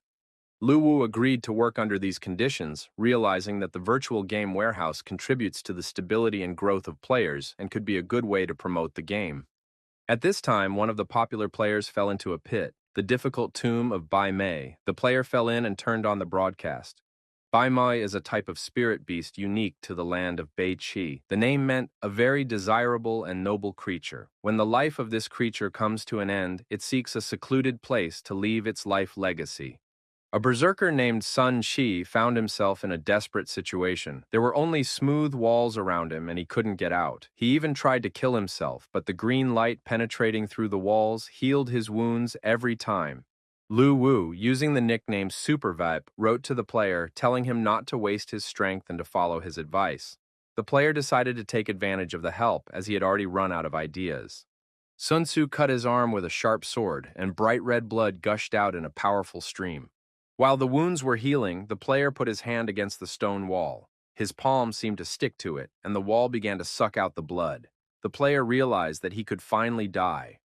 Suddenly, the ghost of the deer appeared in the grave where the player had fallen and saturated him with life energy. His health points rose again. A notification informed him that the player Sun Tzu had received a new specialization, Bai Mei. It was very impressive, and everyone envied him. Replays of his live stream made it to the top. In addition, Sun Tzu received the spiritual specialization of the beast Bai Mei. It looked quite funny but had high professional characteristics, and its blood could heal. Changing professions in this way depended entirely on luck. Other players who wanted to change careers in a similar way could inherit it, but the probability was low. As a low-level player with no skills or money, he could only rely on fighting monsters to slowly improve his equipment. Now everything was different. With this hidden profession, he could take his place among the high-class players, but soon fell into the trap set by the unlucky hunters. They thought they had caught a corpse wolf, and that would be the end of their troubles. Even when they realized that it was not a large wolf but a dog, they still decided to tie it up. The dog continued to bark, trying to show that he was a player, but the bandits wanted him to be scared like a real cowardly animal. Bailey adjusted the game settings to instill fear in the animal. It worked perfectly. The dog began to bark with renewed vigor, realizing the danger. Manager Alice received information about the game War on the Net and its developer Lu Wu. The girl clearly understood what needed to be done. She was informed that the individual who refused to cooperate at the last press conference had signed a contract with the Black Sea Company. It was necessary to immediately block the game War on the Net on the gaming website, as well as in the country, and threaten other players with consequences if they refused to cooperate. In the Abode of the Dead, the developers discussed the fate of the player who had received Bai Mei and become a puppy. He was saved by an outside player who entered the game specifically for this purpose. But the young man sensed the approach of the messenger of souls, so the conversation about the puppy was postponed. Lu Wu took on the game appearance of Prince Beiqi and met with the messenger, who was happy to welcome the Lord. The messenger reported that he had followed instructions, returned to the general, and deceived him with the branches of a tree-like demon to divert suspicion from the players. After that, the messenger went to Poseidon and lied to the Sea Lord, saying that the general had rejected his offer. He did everything by the book and got rid of the spirits by sealing them in a ball and giving it to his master. However, the messenger was exposed, and now he would be happy if his master would take him in and hide him. The sphere with the souls was a remarkable find and did an excellent job of collecting spirits. The master thanked his subordinate for a job well done and gave him a reward. Du Yan was overjoyed. For the first time in thousands of years, he had experienced something like this. Now the messenger could manipulate spiritual power and increase its potency. Unlike players, it is not difficult to increase the messenger's power because he has been cultivating it for many years. It was easy for the developers, but for Du Yan himself, it was no small feat. After that, the Lord announced a new task. He ordered the messenger of souls to find refuge in the Ghost King's rock to find out about the relationship between the Lord of the Ghost Rock and the general, as well as to understand the current situation. As a gift, the Lord gave a spirit pearl to be presented to the Lord of Ghost Rock. When the servant set off to carry out the task, Lu Wu wanted to give the pearl to the messenger, but Bei Li made him change his mind. The girl convinced him that in order to move forward and open the teleportation, the power of the soul was needed, and the sacrifice was the yin soul. Simply put, it is impossible to directly build a portal in certain areas of the Abode of the Dead. One must sacrifice a yin spirit to create a passageway.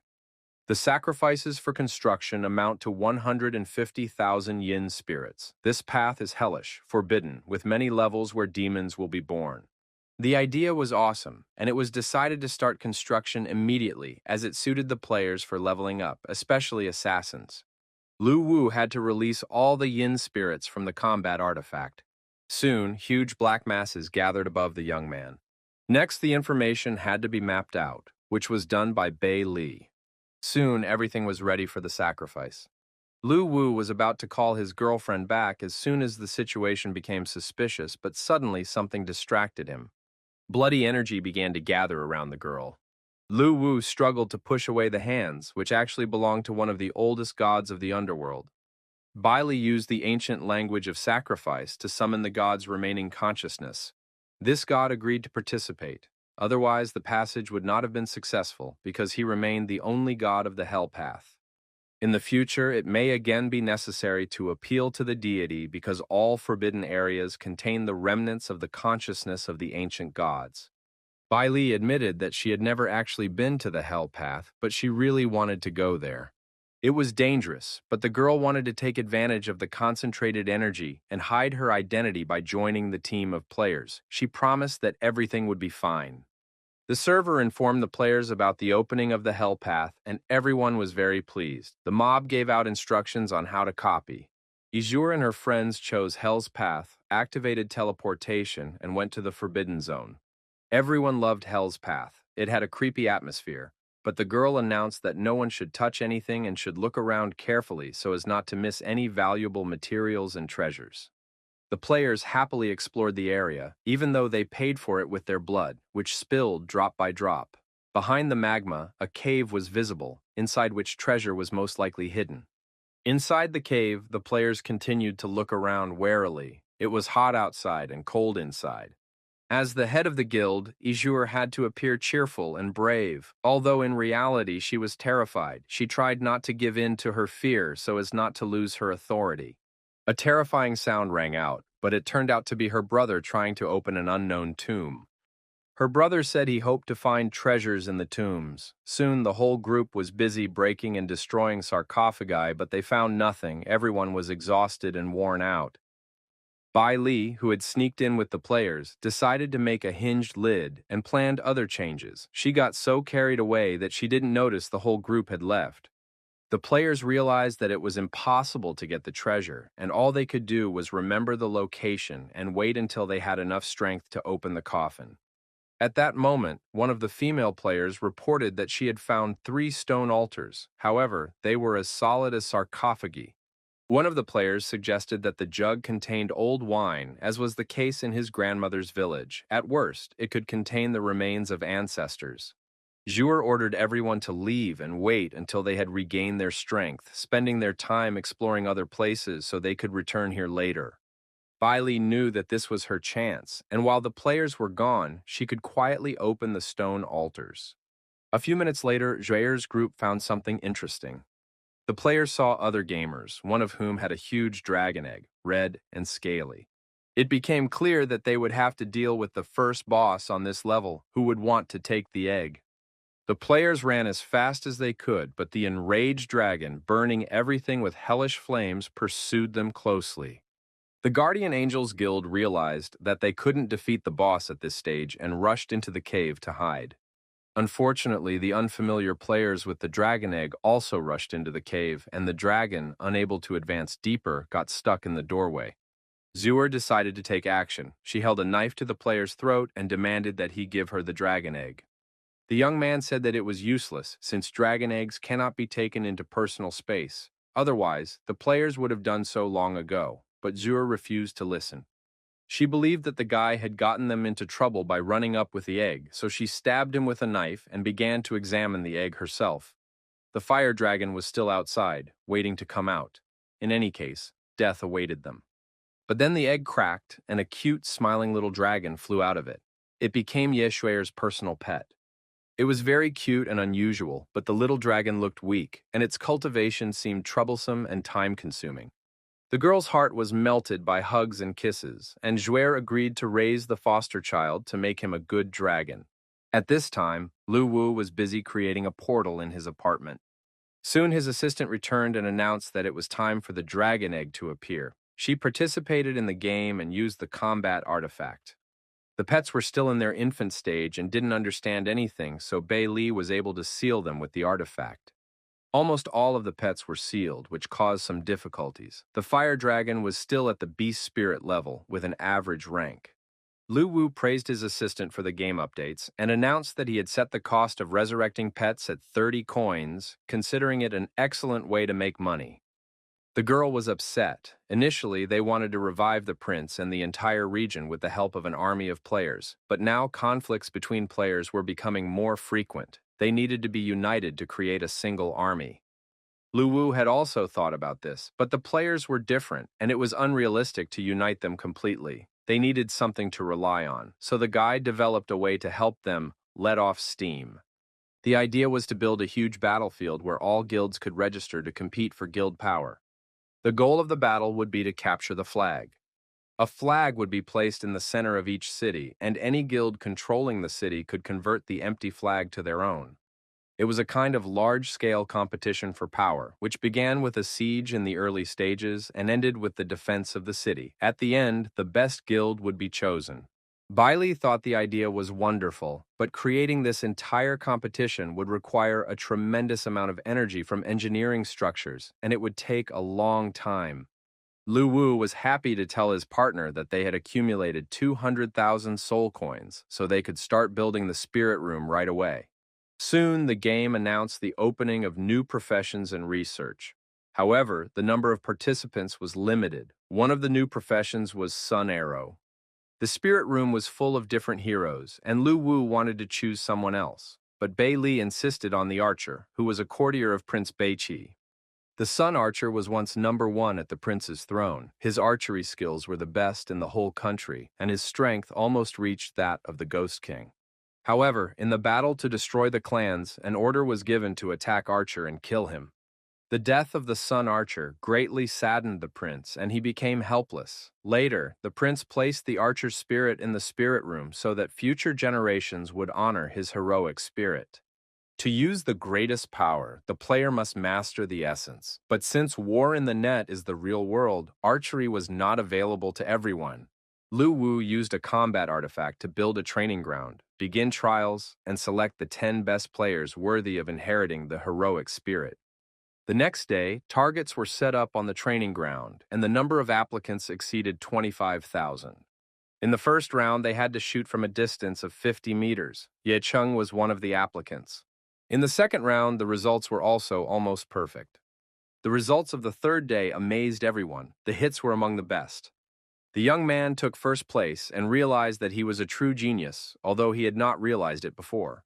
After the qualifying round, the player gained access to the attributes panel, where he could see detailed information about his career, undergo professional training, and become the heir to the first archer. The son archer was obsessed with archery and trained for decades. Only after realizing the truth in his heart did he achieve enlightenment, prolong his life, and become the #1 player. In addition to his bow and arrows, the archer possessed eagle eyes. His visual abilities were highly developed, and he could adjust the focus of his pupils. Each shot consumed 1 sun breath, as well as additional energy, which was restored every 3 seconds. The archer possessed the ability of solar dispersion, which allowed him to release several arrows at once, as well as a sliding step to dodge attacks. The arrow of destruction combined the solar power of the entire body. After reaching a higher level, it was possible to move on to the second stage of this profession. Yicheng changed professions and gained 3 skills, but he was still worried when he thought about it. The player prepared to shoot the bow because he had successfully passed the selection and believed in his genius. However, after shooting all his arrows, Ye Chung did not even hit the target once. Hitting the target proved impossible. The player failed completely. He realized the seriousness of the problem, and on top of that, he had run out of arrows. After much thought, the young man realized that changing careers is serious work, and if you don't have talent, you won't succeed. Now Ye Chung was ready to return to his previous profession. It was hot in the Luli area of the underworld. General Shaw was tearing his hair out and couldn't calm down. The envoy Du Yan had dared to betray him and forced him to humiliate himself before Poseidon. At that moment, a servant appeared and reported that there were complications with the messenger's capture. The ghostly messenger of souls informed the general that Du Yan had taken refuge in the rock of the Lord of Ghosts, dedicating all the yin spirits to him. This news greatly surprised the general, especially the information about the yin spirits. Du Yan had escaped, taking all of the general's yin spirits with him. The general had recently promised Poseidon that he would pay them, so the situation was dire. Poseidon and the Lord of the Ghost Rock were much stronger than the general. The ghostly messenger of souls suggested that the general change sides, as it was unsafe to remain here, and later a detailed plan of action could be drawn up. The general agreed that at this stage it was not a bad option and almost the only one, but he was concerned about the fate of the Luli region. The ghostly messenger of souls reassured the Lord, when the general made his breakthrough, he would rule all the lands of Prince Beiqi. The general also believed that this would be the case. All that remained was to wait 10 days. At that time, rain was pouring down on the city, washing away everything in its path. 2 men under an umbrella discussed the situation in the game, talking about the guardian angel guilds and the dragon egg. A homeless man overheard their conversation. He rushed after the guys and asked where the fencer they had just been talking about was. The guys didn't want to talk to the dirty ragamuffin, so they said they were talking about the game War on the Net. After that, the stranger retreated. Lu Wu was developing new mobs to make the game more intense and interesting. He came up with a group of chefs, as well as an old man with a goatee who would teach players how to gather herbs for making poisons. The young man thought everything through very carefully, seeing this as the key to fulfilling Lord Beiqi's last wish. He tried to attract as many new players as possible. A phone call informed him that the game War on the Net had taken first place at the end of the month. Wugoi reminded the young man that it was time to think about the soundtracks. He was ready to help solve all the difficulties associated with this. Lu Wu did not want to invest money in the process, but there was no other way. The music had to be recorded. It became clear that specialists would have to be hired, which would cost a lot of money. Bei Li suggested setting up a fund on the forum to raise money for songs, as well as developing a costume change feature to attract fashionistas. The young man did not listen to her, as his attention was drawn to a strange duel in the game. A level 0 player challenged a level 26 berserker. It looked ridiculous and suicidal. The 0-level fencer continued to provoke the player, who refused to play with such a weak opponent. Finally, he managed to provoke his opponent, who accepted the challenge. The battle began. What should have ended in 2 seconds turned into a worthy battle. The players were evenly matched, striking blows and dodging hits. A player named Mu couldn't understand how this was possible. This weak fencer had just managed to land a dozen blows on him, while the other guy hadn't touched him once. The player realized that he was still alive thanks to his high level of skill and equipment. Initially, he had planned to spare his opponent and not use his skills, but now he decided to fight with all his might. The player activated his slanted edge and rushed at the fencer, hoping to kill him with this blow. The guys clashed in battle. At that moment, there was some kind of disturbance in the spirit room where the inheritance was kept. A few seconds later, the fencer received a notification that he had killed a player named Mu Zhongge, who had described his opponent as an ordinary and boring fighter. Soon, a congratulatory announcement appeared in the game that a player named Ao Jiang had grasped the heart of the sword and received the secret skill of 10 magic swords. This skill made it possible to compensate for a lack of talent with a sword that could be supplemented from 1 to 10. The developers watched with surprise as the 0-level fencer came to challenge the next lucky player. Bei Li knew that this player had inherited a heroic spirit, and she could use the connection between the heroic spirit and the combat artifact to see what was happening. On the border of the Dragon Kingdom, the battle was already coming to an end, and it was clear that one of the opponents was losing. The stranger said that a long time ago, in a duel with his father, he accidentally killed him. The player agreed that it was his fault, and now he understood the desire for revenge. However, the player's sword skills were still too poor, and even if he trained for many years, he would still be weak. The player said that he did not need talent for revenge, practice fencing, and even abandoned his family because of it. Therefore, he would now kill his opponent. The player believed that his sword skills were still unstable and that if the battle continued, it would be the end of his life. Although the player was blinded by the sword, he had already fallen into madness. However, there was still time to reconsider. In the end, this battle ended with the death of his stubborn opponent. The young man looked into the past and realized that this man had a serious past, but now he was just a 0-level player with no special skills, so it was unclear how he had dealt with the berserker. The only assumption that could explain this was that this man had actually practiced, and since the underground world really existed, it turned out that his skills were sufficient. This information struck the young man, and he wondered why he had never seen cultivators before. Due to the era of decline, cultivators still exist, but they are very rare, and it is possible to live a lifetime without ever encountering them. Now they have appeared because of Prince Beizi's life energy artifact. Lu Wu was glad that there weren't actually that many cultivators because he didn't want to become their target. The girl reassured him and said that it was not a bad thing for them that cultivators were becoming players because those who became players would never be enemies to Lu Wu. The soul of a player is already marked with the sign of a combat artifact, and if they betray him, the young man will be able to return their souls to the artifact to be erased. This was a very important point in the prince's plan, which he followed when creating the artifact to form an army of the undead because he wanted to make sure that no one would dare betray him. It turned out that if the young man was successful, he could become practically the ruler of the world. Luvo unexpectedly asked his assistant about her past and whether she had participated in the development of the artifact, thereby gaining the complete trust of Prince Beishi. The girl did not want to lie, but she did not want to tell the truth either. The young man sensed this and did not press her. This touched Bei Li deeply because no one had ever been so sensitive and gentle with her before. She promised that she would tell the young man the whole truth and that her fate was now completely tied to him, even if the whole world turned against them. A collection of themed songs for the game was created.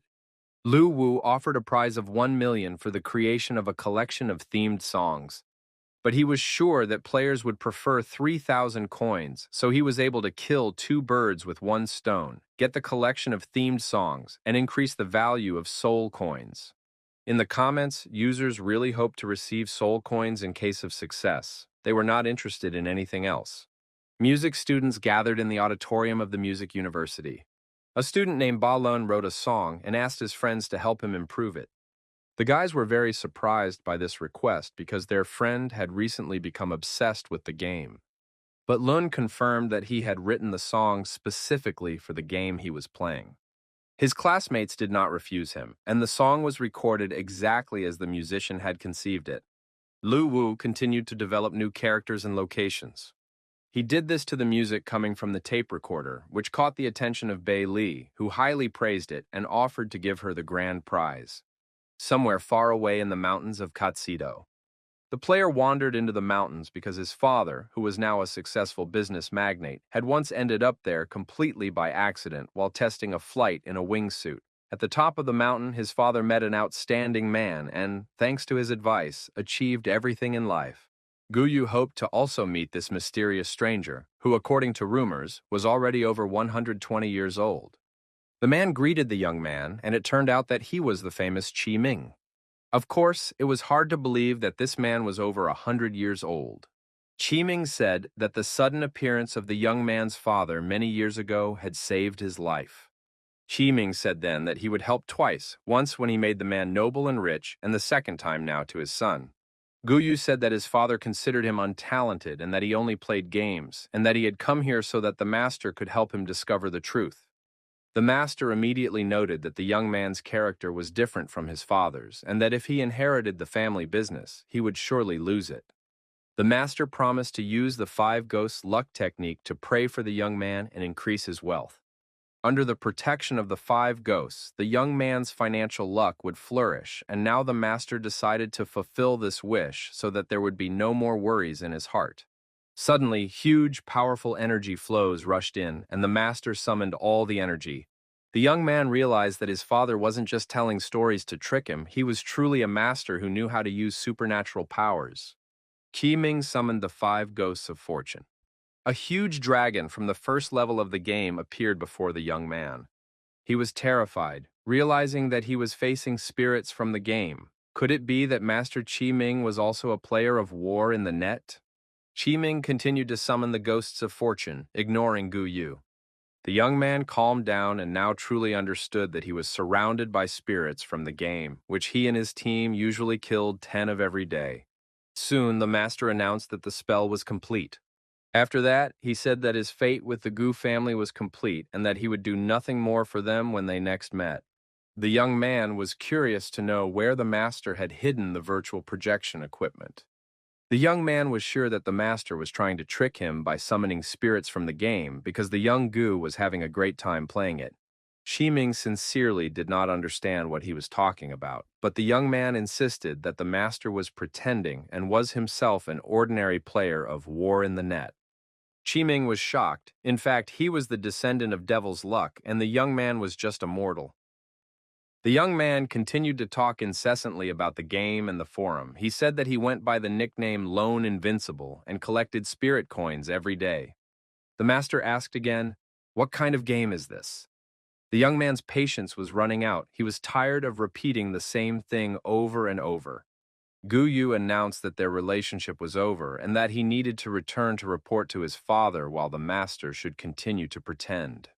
Left alone, Qi Ming thought about how he had hoped to go into seclusion for meditation after fulfilling the Gu family's second request, but now his state of mind had become unstable. At that moment, the head of the Gu family was playing when his secretary brought him the phone and said that his grandfather was calling.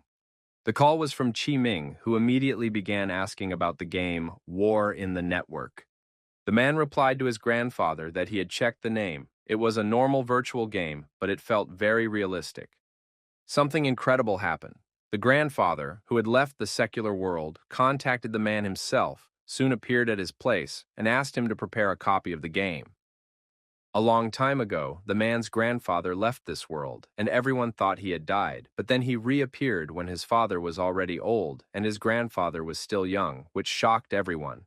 Only then did everyone realize that the grandfather had indeed become a hermit, and it was with his help that the man was able to build a large business. He had lived in seclusion all these years, and now he was ready to return for the sake of some game. Nonsense.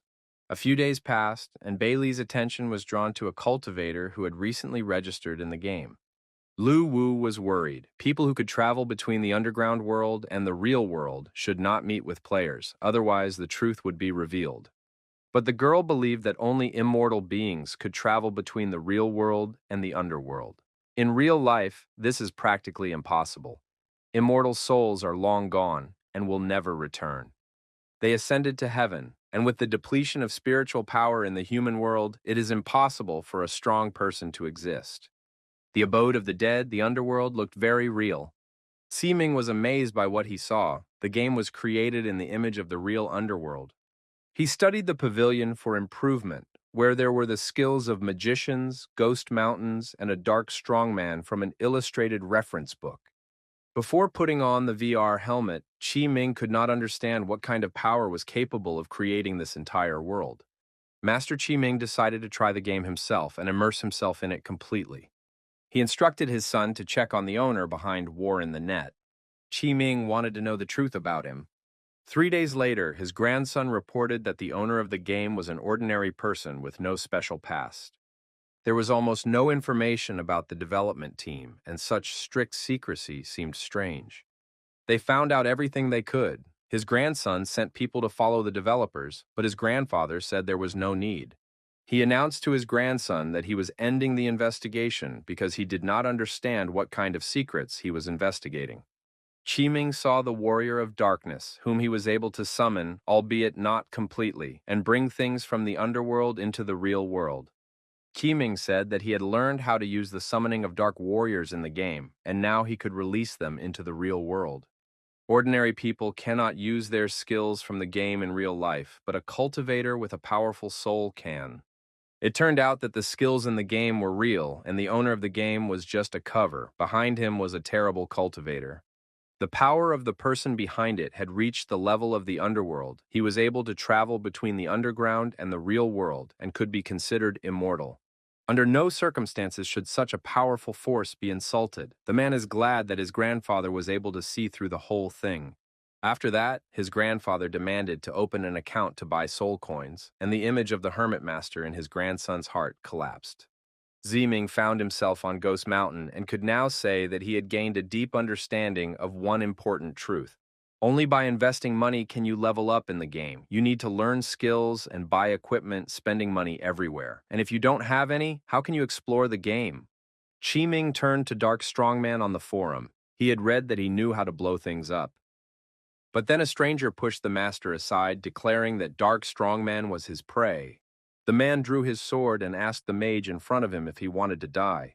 Ming immediately realized that the stranger was skilled with a sword and had probably received a certain inheritance in this world. The player had read on the forum that he would have to fight monsters, but this was the first time Ming had found himself in such a situation. The rivals summoned the Warriors of Darkness and 10 magic balls respectively. A battle began between them. They clashed again and again, neither giving way to the other. The Dark Warriors were quite strange, different from those controlled by other players. The mages and swordsmen immediately sensed this.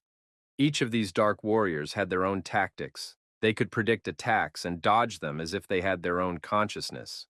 Ming noticed that his opponent was using the Ao family's ball-handling tactics. It turned out that they were both cultivators.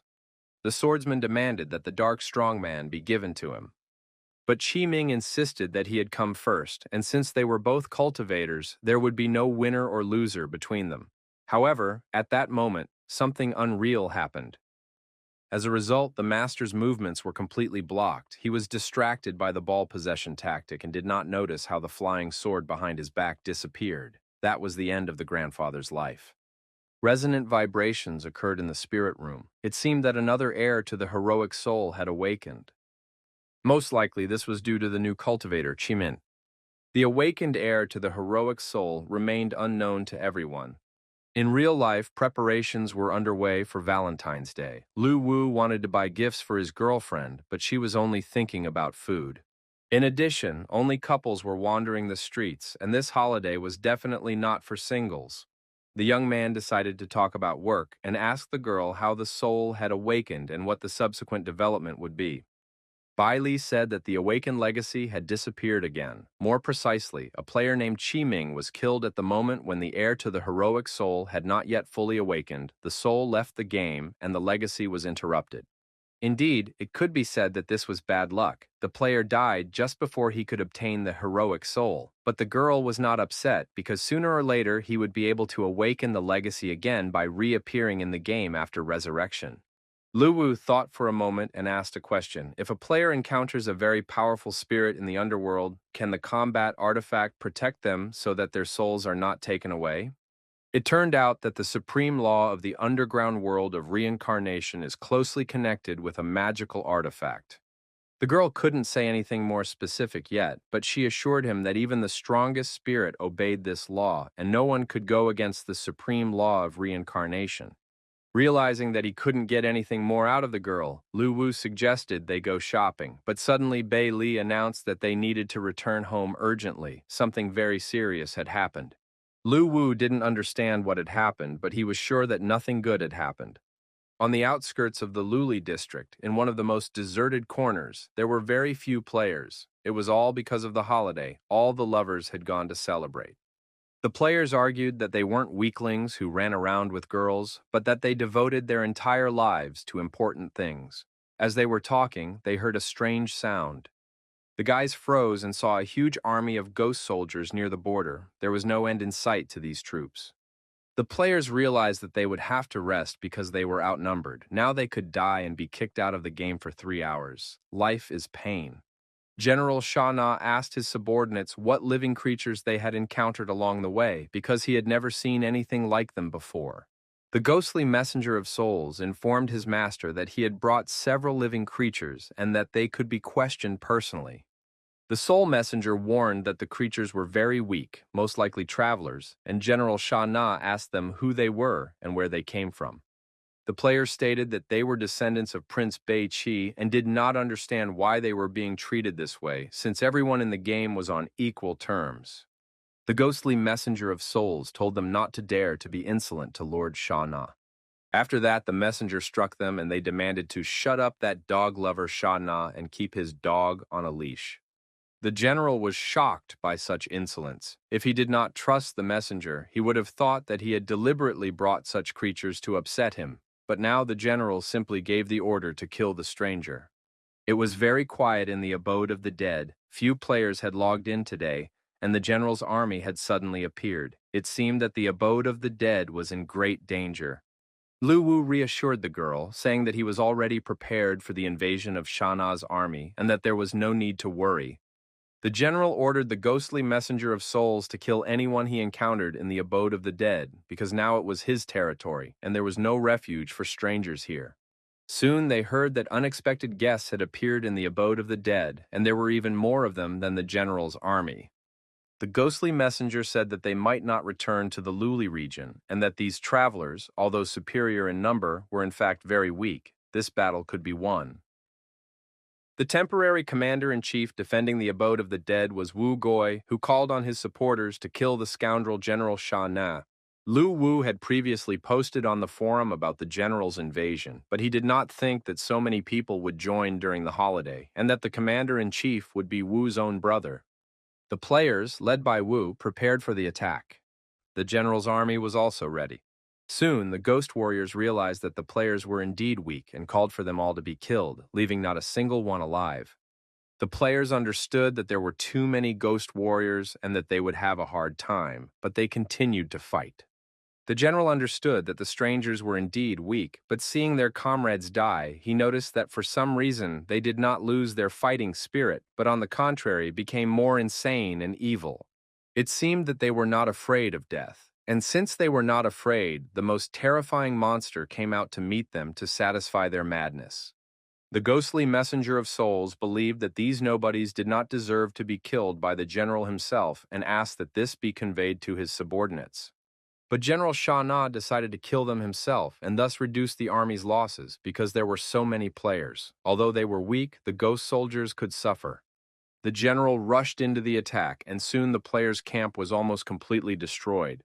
Of course, in a head-on collision with the current strength of the players, it was impossible to defeat the general's army. In addition, Sha Na himself entered the battlefield. It seemed that everything related to the abode of the dead would be lost. However, it turned out that Lu Wu had a plan, and if everything went as he intended, reinforcements would arrive soon. After that, requests poured in from powerful players asking for permission to join the battle, and the young man allowed anyone who wanted to join. These were non-player characters who were originally created for entertainment, but in the end, they felt an incomparable hatred for the general and wanted to prove their loyalty to Prince Beiqi. The general had already tasted victory, and destroying ordinary players called them brats and weaklings. At that moment, the demon Lu stepped forward and addressed the players, saying that he would cover for them. The other NPCs followed suit, ready to stand up for their players. The players were stunned to see such support and decided to unite against the general. The general was unable to immediately identify the new participants in the battle and thought they were the same players he had killed before.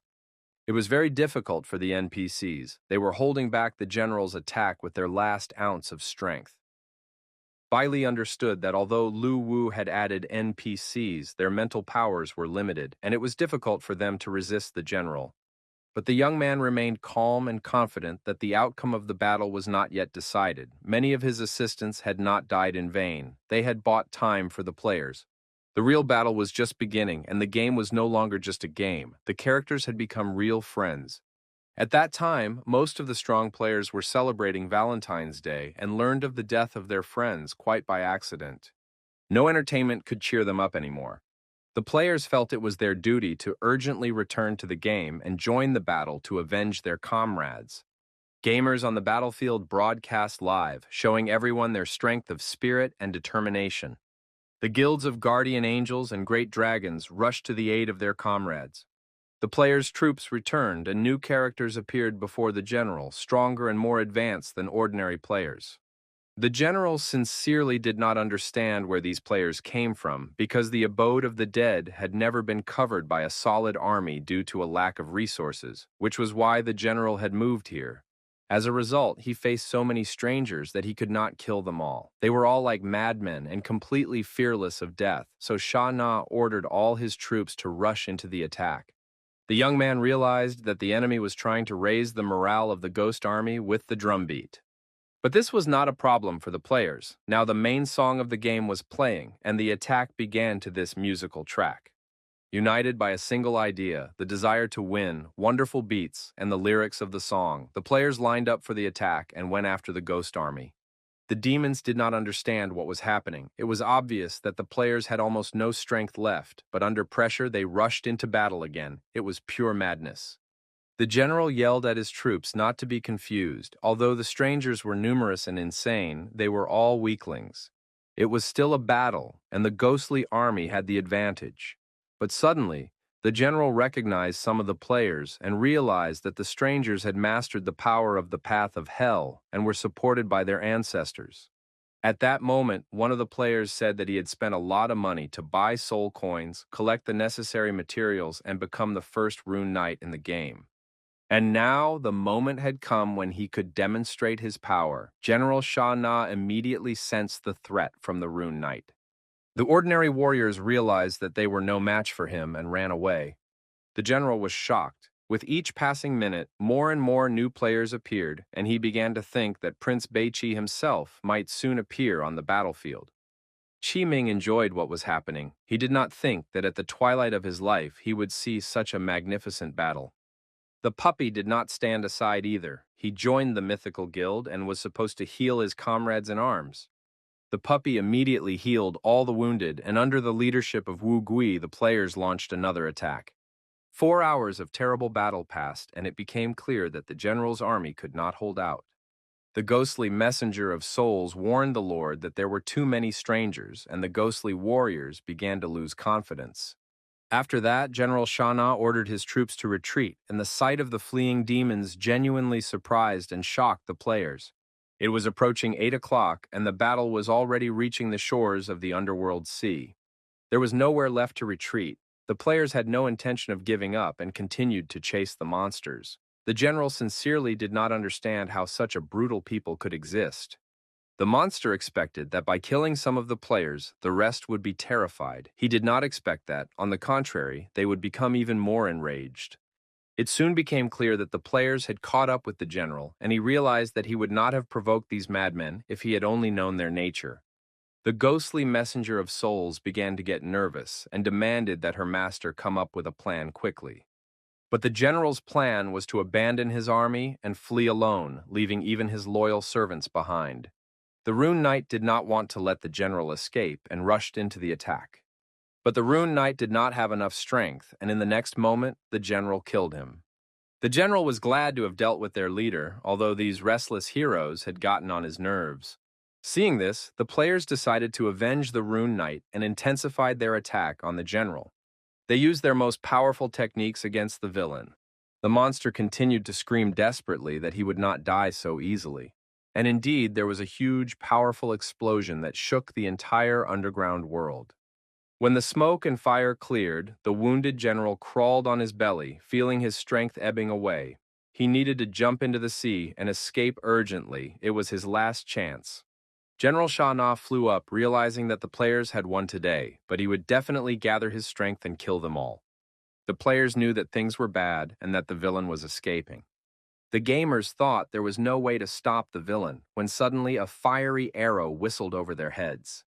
It was the moment of glory for the archer, who had been repeatedly laughed at.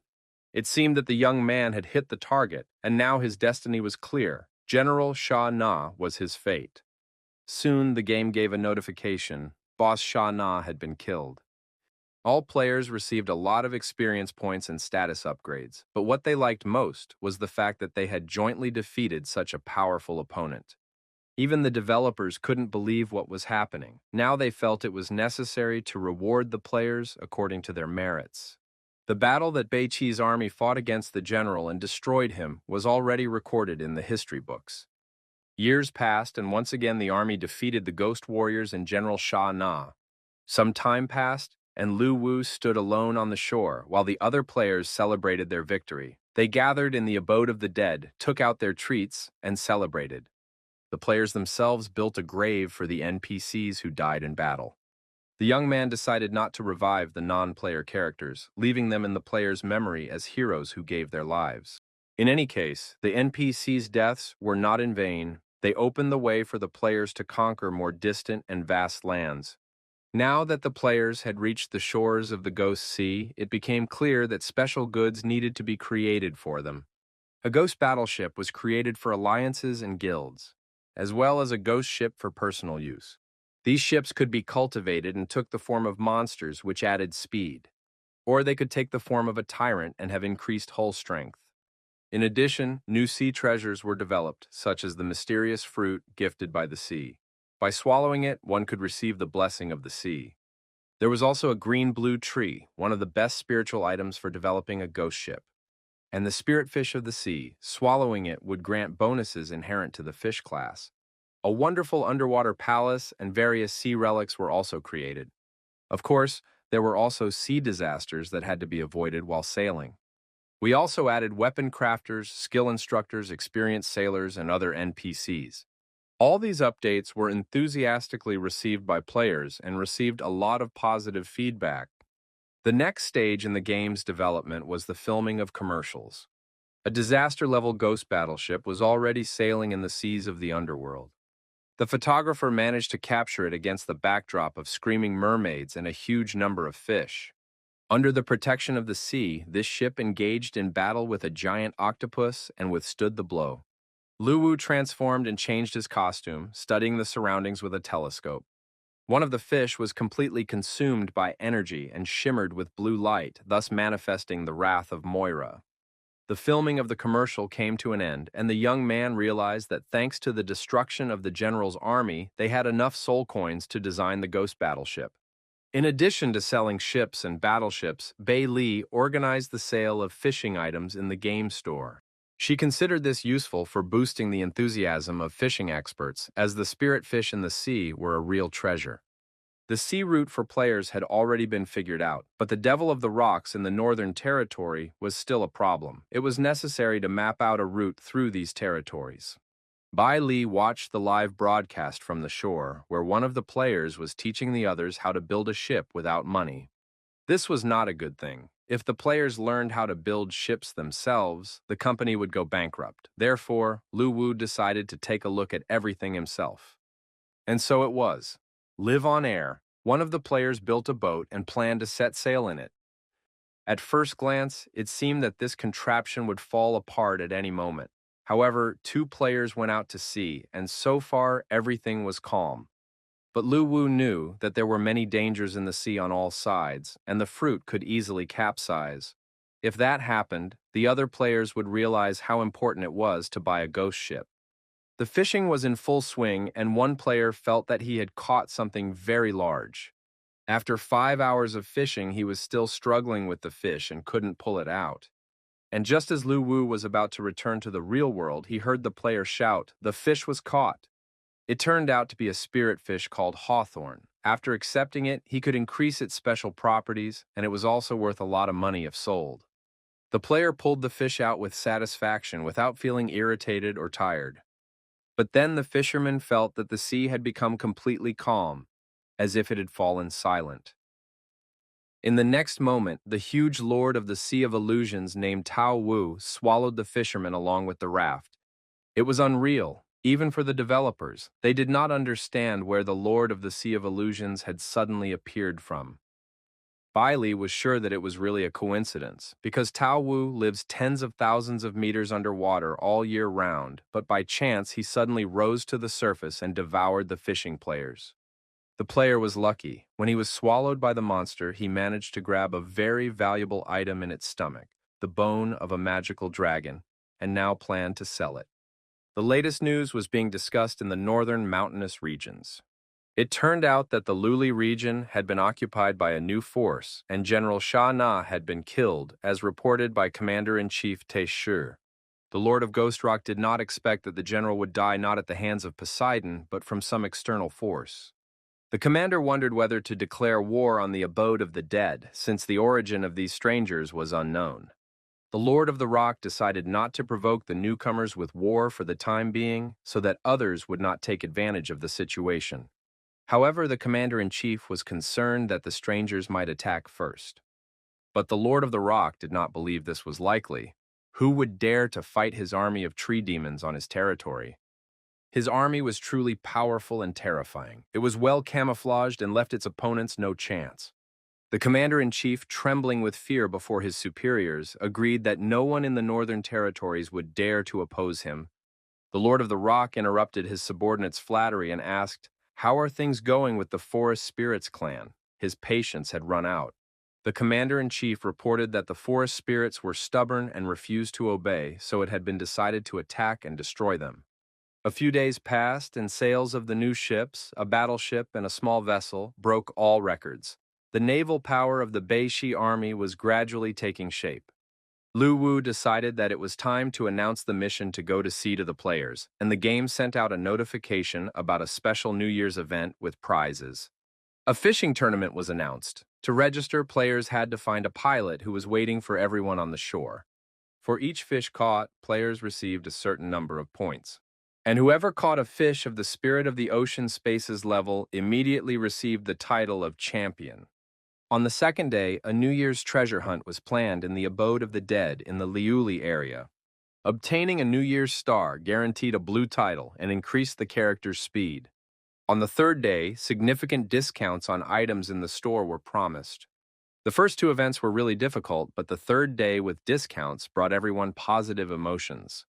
The players came up with the idea of replenishing their accounts, but Lu Wu did not want to introduce this feature, suggesting instead that they simply kill monsters and spend soul coins. Bai Li noticed that something was happening in the underground world. Many clans began to head for the abode of the dead. Representatives of various clans gathered at the entrance to the Ghost Mountains. They tried to figure out what was going on. The Forest Spirit clan looked like ordinary people, but had the abilities to grow, heal, and protect. The players did not understand why this clan had come to the abode of the dead, since this was the territory of Bei Chi's army. This surprised the representatives of the forest spirits. They knew that the prince's army had long been defeated and no longer existed. But one player was indignant and said that Prince Bei Chi had 1,000,000 descendants and demanded that the strangers introduce themselves and explain why they had come. Outwardly, they still looked like humans, but they were alive. The stranger replied that they belonged to the Forest Spirit clan, which had been approved by Prince Bei Chi himself as a clan of healers. After the prince's death, the Forest Spirit clan was locked up in the northern mountains, and the Lord of the Ghost Rock tried to use them. A few days ago, he decided to destroy the entire tribe. The players did not know whether to trust this representative of the Spirit clan or whether he had been sent by the Lord of the Rock. Opinions were divided. Lu Wu knew that the spirit was telling the truth, but something still seemed suspicious. Bailey was pensive, her mind racing with thoughts. She was confused that the Forest Spirit clan still existed, while all the other forces loyal to Prince Bei Chi had long been destroyed by other villains. If so, were the spirits traitors? Lu Wu reassured the girl. The messenger who secretly worked for the Lord of the Rock had already reported on the situation. The Spirit Clan had survived because the Lord of the Rock wanted to use them to increase the combat effectiveness of his army. He forcibly took the spirits away and held them captive, thus protecting them from other villains. This was because the Forest Spirit Clan was weak in combat, but possessed healing powers, which appealed to the Lord of the Rock. They resisted to the last, and now the players did not want to believe them and were going to check their signs. One of the gamers said he didn't trust the spirit and suggested going to the butler of the abode of the dead to find out the truth. The forest spirit was surprised. How could there be a butler of the abode of the dead? He had served Prince Bei Chi for so many years and had never seen a butler. When everyone arrived at the abode of the dead and the main temple, there was no end to the tears of joy and happiness. The butler could not hold back his tears, for he did not believe that the forest spirits could have survived after the prince's death and the villain's seizure of the land. The Spirit Clan, of course, did not know this butler. He had been created by Lu Wu recently, but he recognized the spirits thanks to the information provided by Lu Wu. The players were satisfied, having received confirmation that they were not facing enemies. The players were happy that they had killed the general and avenged their comrades, and now they were going to deal with the Sea King and the Lord of the Ghost Rock in the Northern Territories. It was decided to revive Prince Bei Chi's army and rule over the entire underground world.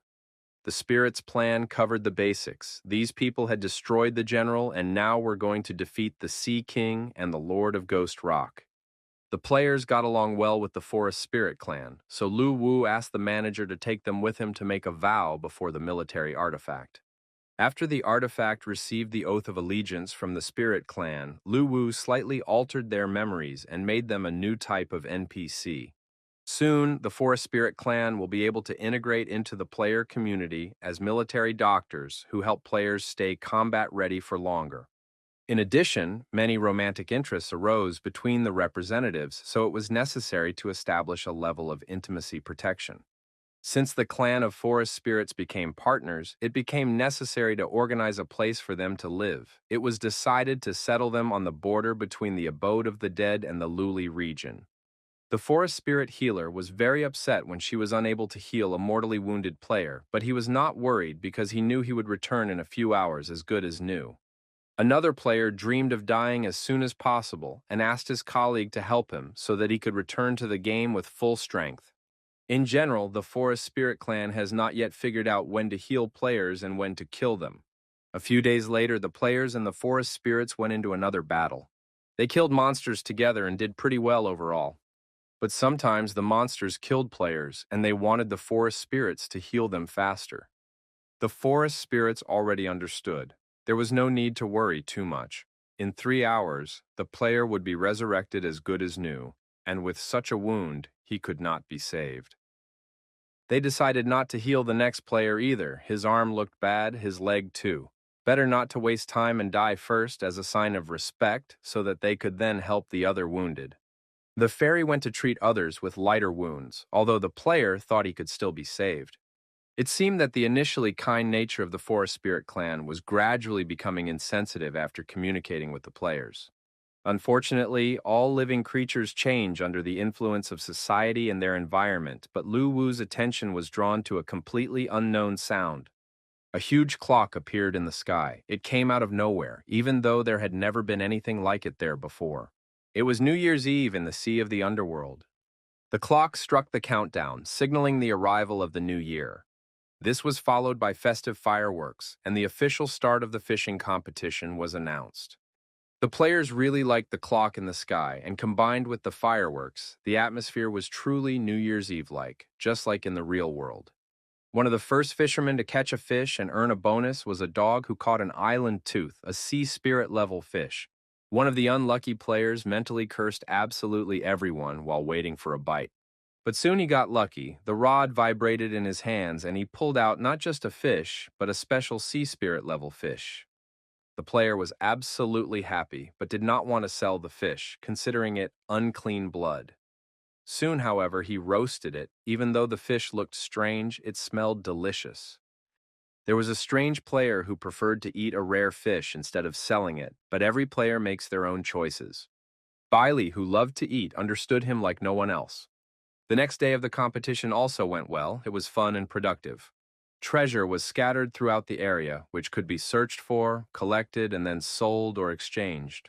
Not only ordinary players were engaged in this, but even famous and distinguished cultivators. Soldiers were useless. They only knew how to attack or defend and could not collect treasures. The players did not hesitate to push each other around in order to get as many New Year's coupons as possible. The forest spirits still did not understand people. While fishing was understandable, the crazy running around the mountains and plains baffled them. The little representatives of the forest spirits clan went with the people to run and collect colorful coupons. After that, they counted the coupons and handed out prizes to the winners. The New Year's messenger was in charge of counting and selling the necessary items for the earned coupons. The summoned demons helped collect many New Year's coupons, and the player received a hidden profession. This profession was called Ghost Beast. It could summon spirits and cause destruction, and outwardly resembled a flying horse with horns. With its help, it was possible to summon various forms of ghosts for one's needs, and as the level increased, the number of summons increased. The third ability was to mobilize the powers of the Ghost Beast in the body and deliver a devastating blow. The third day of the event arrived, and all items in the store were discounted for the new year. The event had only just begun, but the goods were almost sold out, and the players' enthusiasm for the discounts was enormous. Lu Wu had spent the first 2 days creating them and was now going to focus on making money. Taking advantage of the situation, Bailey offered players a collection of new fashionable uniforms. While the bidding was going on, Bailey noticed that a player had appeared on the Cliff of Despair. The developers immediately went to check it out and saw a couple, a Pestle and a player named Gu Yu. Posel smelled alcohol and told his partner about it. Soon they approached a strange wooden house. Perhaps some wise man lived there, and the player knocked on the door just in case. The door was opened by an ancient old man with a beard that reached halfway down his chest, wearing a hooded cloak. The old man did not want to talk to them and was about to close the door when suddenly the dog announced in human language that he was hoping for an invitation to sit down. The old man was terrified. The dog was talking. He had never seen anything like it before. He had encountered many terrible creatures, but nothing like this. The dog was offended. He was not a scary monster, but just a player in this game. The old man realized that he would have to invite the unexpected guests in because they were very persistent and had no intention of leaving. The strangers entered the house and prepared to spend time with the owner. The host offered them tea and buns, just so they would leave on time. But the young man wanted to get some new life advice and learned that all grandfathers living alone on top of a mountain are very wise. However, at that moment, he was happily eating muffins and was completely satisfied with life. After tea, the hermit went to the far corner of the house and returned with a paper certificate. He read aloud the oath written on the certificate. It said that Prince Beiqi swore that his descendants would always guard the Cliff of Despair, the source of evil, and obey the will of heaven. The document looked impressive, and the scribbles were understandable. But the player still didn't understand. If the grandfather was a descendant of the prince, then so were all of them. He couldn't get rid of the guy, so the hermit continued his story. It was a very long story. He talked for a long time, and the player was already getting frustrated because he hadn't heard anything useful for himself. But then the hermit asked if the guy knew who was standing in front of him. It turned out that he was a descendant of King Bei Qi and had proof of his identity, the prince's royal seal, created by the founder of the kingdom and symbolizing supreme power and glory. The old man said that his ancestor was the founder of the land and ruled Bei Qi for hundreds of thousands of years. The Cliff of Despair was the place where he was buried. All the demons inhabiting the abode of the dead were his subordinates, guarding his tomb. Among them is the strongest god who carried out the prince's will after his death. The Cliff of Despair is just a horn on the head of this evil god. This information made the player's brains boil. The hermit did not know the exact reason why the evil god was sealed on the cliff, but even 10 ancestors combined would not be able to defeat him. Although he was sealed, the villain's mind was unstable, and evil thoughts often broke through. The ancestor had only fought a fraction of those thoughts. After hearing all this, the player still declared that he planned to continue climbing to the top of the mountain. Whoever climbs to the top will be struck by evil thoughts, their body will be taken away, and they themselves will become a new vessel. The demons from the scroll were sent by the ancestors to prevent anyone from climbing the mountain. The hermit continued to warn the players for a long time. Do not climb, otherwise if God takes possession of their bodies, it will be a trifle, but if they become his clones, it will be a catastrophe for the whole earth. Of course, the players promised that they would not climb the mountain under any circumstances for the sake of the safety of the land of Bei Qi. But as soon as they left the old man, they immediately rushed to climb up before it got dark. It was time to go online. Suddenly, one of the players felt his heart tremble, his body spin out of control, and all sorts of negative thoughts flood his mind. The gamer grabbed the dog and began shaking it, even though the dog was trying to bring his friend back to reality. The player came to his senses a little, apologized, and said he didn't understand what had happened. His whole body was enveloped by an unknown force, and bloody and murderous scenes instantly appeared in his mind. The sensation was so real that even though Guyu knew it was a game, he felt a constant fear. The dog assumed that everything the old man had said was true, and he also felt that someone was watching them. He suggested turning back, but the player said that the worst thing that could happen to them was to die a couple of times, but this was a game, so they had to go on and climb the mountain. At the top of the Cliff of Despair, it was very lonely and gloomy. The player decided not to hold back his emotions and immediately marked the territory. He considered it more of an instinctive reaction, although he was a little ashamed. The dog didn't understand how the pole lit up. Perhaps he was just lucky and caused a resonance with his presence.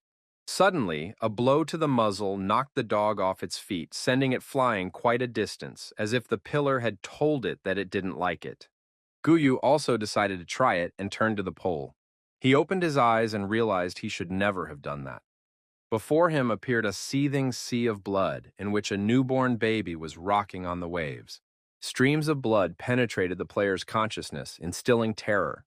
It was the bloody lady who occupied all of the player's thoughts. Soon the blood receded, and a newborn baby wrapped in swaddling clothes appeared. At birth, he was filled with an ominous power and would most likely bring misfortune to the entire giant clan. The father did not want to abandon the child, but the nymph forbade it and predicted disaster for the entire clan. The god's evil thoughts were strange, so the young man decided to use the artifact of war to enter the player's mind and understand what was happening. Bailey finally admitted that there was no need to enter the player's mind. She already knew what had happened. The birth of the bloody child foreshadowed disaster, but the king of the giants did not want to kill him. The child grew up, but was incompatible with the rest of the family. The other giant children were already tall, but he was small and suffered from bullying among the tribe.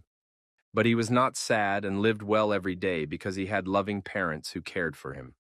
The day came when zombies attacked the entire giant city, and war was about to break out. The drought demon gave the order to kill all the giants and capture the source of blood. The giants went into battle, and the bloody baby wanted to go too, but his father would not allow it, as he was the last representative of the clan and was to become the ruler of the entire clan. The drought demon demanded that the king of the giants give up the blood source so that the death of the people would be less painful. But the king of the giants declared that no one would force him to surrender. He would fight. A huge boulder fell on the king of the giants' head, and he was destroyed. The drought demon demanded that the source of blood be given to him. The giants tried to resist, but the demon was so huge that even they seemed like babies compared to him. The drought demon destroyed everyone in its path. The bloody child wept with grief. He did not understand why he was born so short and could not follow his father into battle. The child did not understand why everyone went to defend him at the cost of their lives because he had always been unloved. But his mother protected him with a dome and said that he was one of them, part of the tribe, and even if they had once looked down on him, it was not out of malice. The tribe of giants never yields to coercion from outsiders. The child suddenly realized that it was his fault that he had brought disaster upon the entire race of giants and that he was too weak to fight. But then the demon of drought turned to the child and said he was surprised that the source of blood had feelings. The demon informed the child that being weak was his original sin, and now he would become a bloody snack that would help the demon move forward. The child did not want to accept such a fate and did not want to live in a world where he would be the only survivor. Therefore, the baby decided to destroy the whole world. From rage and inner anger, he began to grow, and in the end, the demon of drought became a bug in comparison to him. And the more the baby grew, the more he hated everything and everyone. He decided to destroy not only the demon, but the whole world. And under the open sky, he attacked his enemy with all his might, devouring the demons and all their powers. When he had expelled all the negativity, the baby gradually shrank and returned to normal size. A girl named Lee appeared before him and said that it was impossible to destroy this world, but she was ready to become his friend.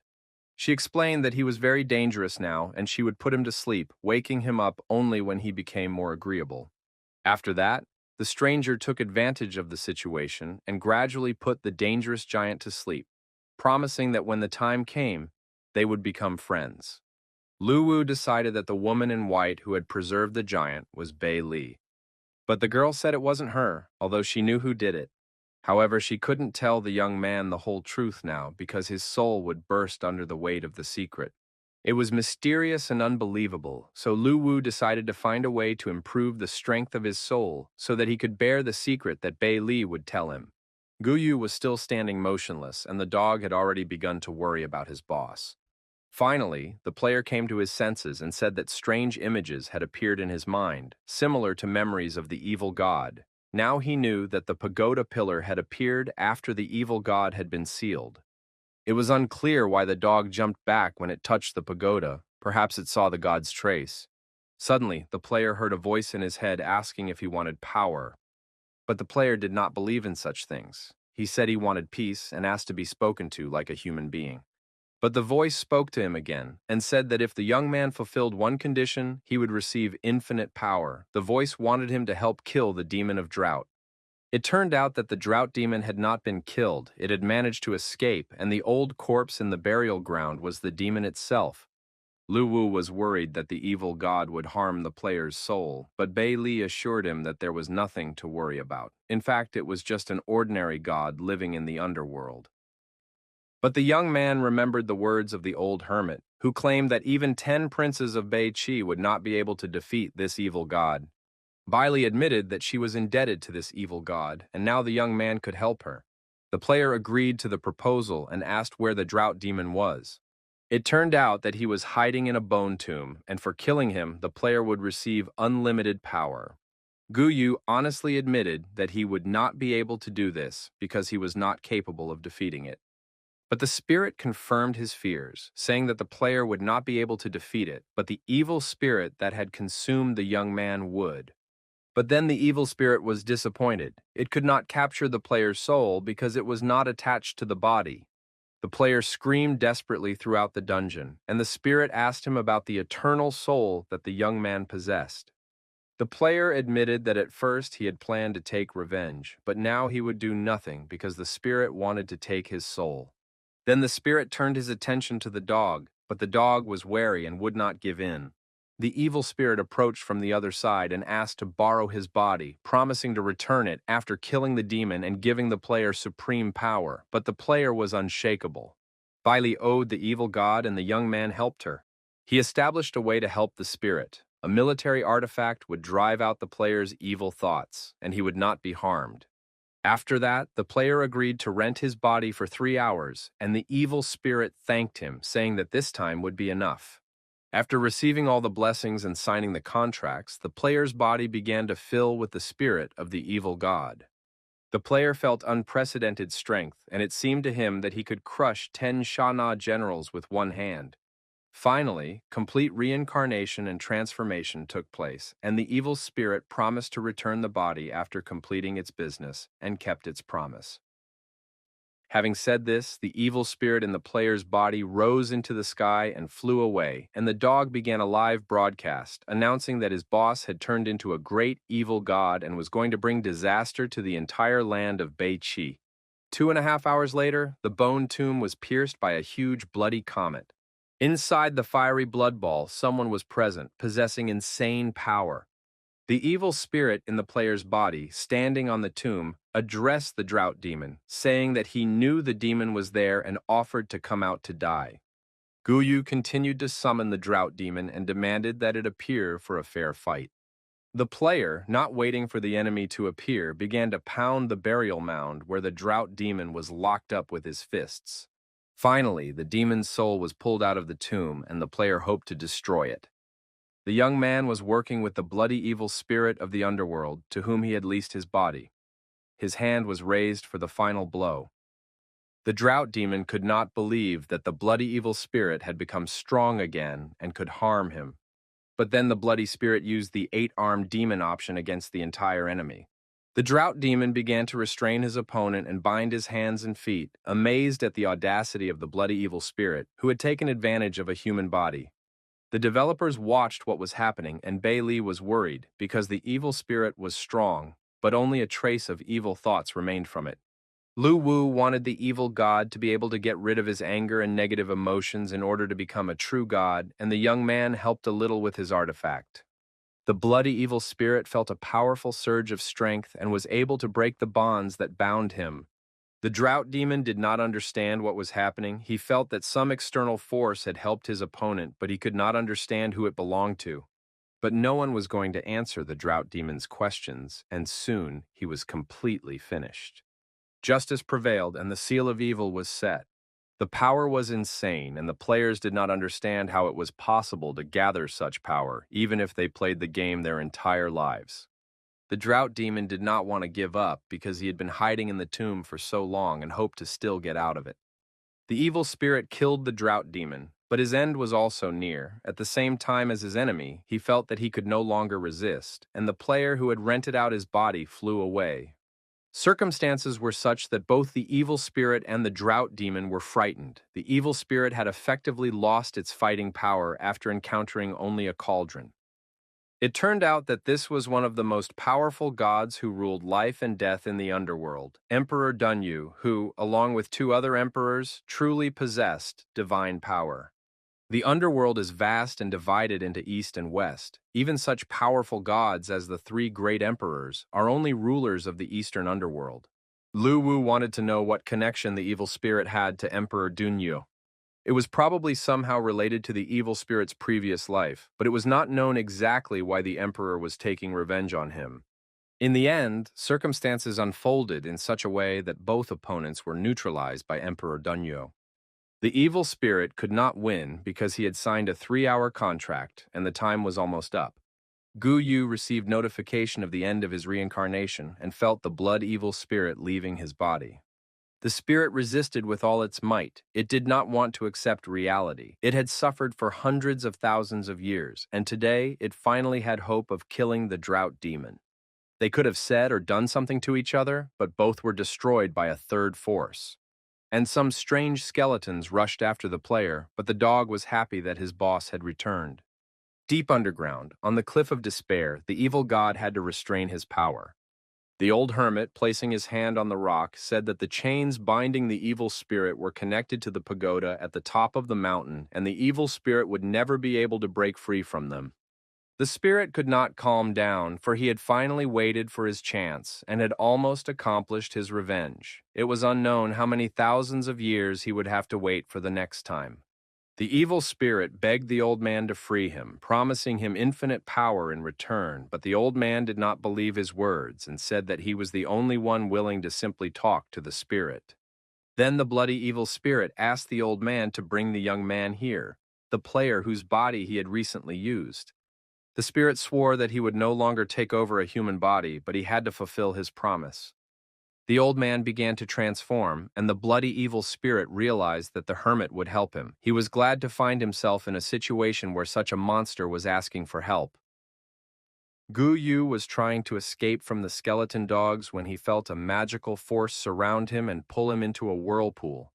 The spirit of drought could not understand where the mortal had disappeared to, for his faithful servants had pursued the player until he vanished. The young man and the dog found themselves at the top of the cliff of despair in front of the door of an abandoned house. Could it be that the evil spirit had brought them back here and saved them from persecution? An old hermit opened the door and asked what they were doing there and why they had come back. The player did not answer. He ordered the dog to sit and wait and set off in an unknown direction.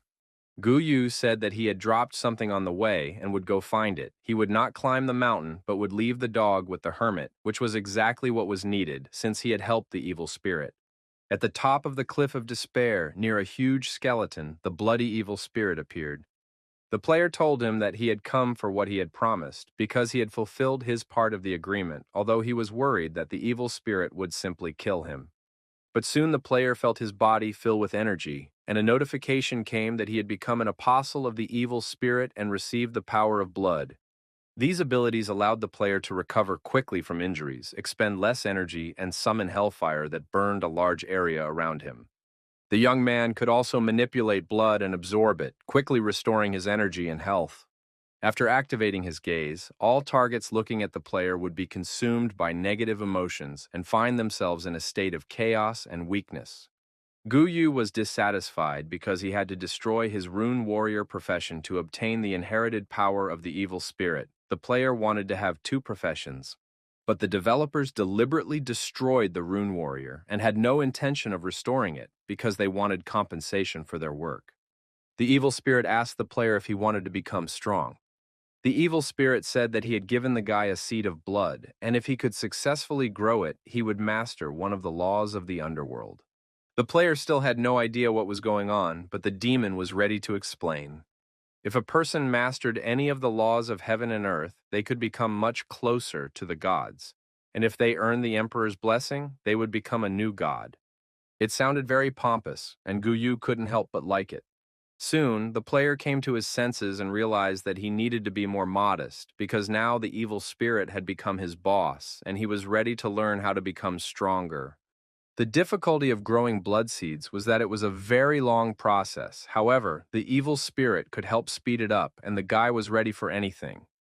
The evil spirit said that the drought demon had changed its hiding place, but its breath could still be felt, and he asked to find and kill the demon. To do this, he needed to go to the city of evil nightmares. Gu Yu agreed to fulfill this request. The task is not time-limited, so he will calmly level up, and the guild will continue to expand, and the player will have a chance to complete the mission. The evil spirit warned that when the player goes to fight the drought demon, he will not be able to escape death. Isn't the guy afraid of that? But none of the players were afraid of death, simply because the evil spirit did not realize that in a couple of hours, the players would be brought back to life. After the players saw the live broadcast of the battle between the evil spirit and the drought demon, many began to want to become stronger. This topic was discussed on the gaming forum. Magic players were particularly outraged, cursing the developers for not increasing the power of mages. They called the developers clueless and incapable of planning. In the end, the guy realized that he had to do something about it. Lu Wu created a template for mages and updated it. Now Mac had become a true pentagram. He received the body of water and could use himself as a source of spells, performing ultra-long range and large-scale attacks. He obtained the body of earth, which allowed him to control the power of the earth using comprehensive abilities aimed at control and self-defense. The body of gold provided powerful protection for a short period of time. The bodies of wood and fire were similar and also expanded the capabilities and abilities of mages. A new NPC, the Destroyer, was also created and added, specifically designed to help mages change professions. Initially, the young man planned to release 3 mage templates, but the players did not want to wait, so he prepared a template for changing professions. But Bei Li's attention was drawn to movement in the sea zone, and she was no longer listening to her partner. A battleship called the Evil God was sailing in the Sea of Illusions. The players decided not to create a cool look, but to focus on stability. Representatives of the Evil God Guild were on the ship with their leader. The guys sailed to the island of Fallen Fish and were surprised to see houses and some kind of abandoned village. Strange humanoid creatures that did not look very friendly came out to meet the players. They belonged to the Karis tribe. The players did not know how aggressive these creatures were. Perhaps they were normal people, or maybe they were wild monsters. After a short time, a large cauldron in the middle of the village began to boil, and it became clear that these monsters' skills were too strong, despite the players' good equipment. It was very exciting. The guys had just arrived, and they were already about to be eaten, but unfortunately, they couldn't leave the game and were forced to hang around, waiting to be cooked. One of the players couldn't calm down and said that he wanted revenge, because he had never been eaten in his life, and whoever dared to eat him would pay a high price. At that moment, one of the monsters approached the guy. The savage opened the bag, took something out of it, and stuffed it into the talkative player's mouth. It turned out to be spices. Not only did the savages want to eat them, but they also wanted to stuff them. The players realized that they could not resist and were ready to eat all the spices so that they could be killed quickly and start the game over. Watching what was happening, Lu Wu did not like the fact that the development of the marine zone began with stuffing the players with spices and eating them. At this time, the capital of the Dragon Kingdom was also in turmoil. Liu Pan, who had previously been eaten by the fish people, decided to take revenge on them. The Evil God Guild assembled a new expedition because the players could not bear such humiliation, and having prepared themselves, set off for the island of Fallen Fish. The guys returned despite the fact that they had recently been eaten here, but their desire for revenge was strong. The guild spent a lot of money and hired dozens of professional players. They would avenge their humiliation. The guys could no longer hold back and, full of rage and determination, rushed into the attack. One of the monsters began to blow a horn. The players did not know what this would lead to, as the monster might be calling for reinforcements. The guys decided not to worry ahead of time and hoped for help from the pros, but in a few moments they were surrounded by huge fishmen. Soon, 3 huge cauldrons were bubbling in the middle of the village. This time, the locals were planning a real feast. One of the players tried to figure out why they had been hung and why they weren't simply killed. Meanwhile, the fish people discussed what was happening among themselves and were generally satisfied with the upcoming dinner. Those players who found themselves in this situation for the first time were overly talkative, speculating about what further events would lead to. The fish people looked at them with interest, and they had bags of spices in their hands. Soon, the most talkative players were stuffed for their chattiness. Some players even liked the spices, but it was disgusting that they were not angry and did not want revenge. It was simply shameful to be in the same fire with them. When they were finally thrown into vats and boiled, the players decided not to tell others about their disgrace.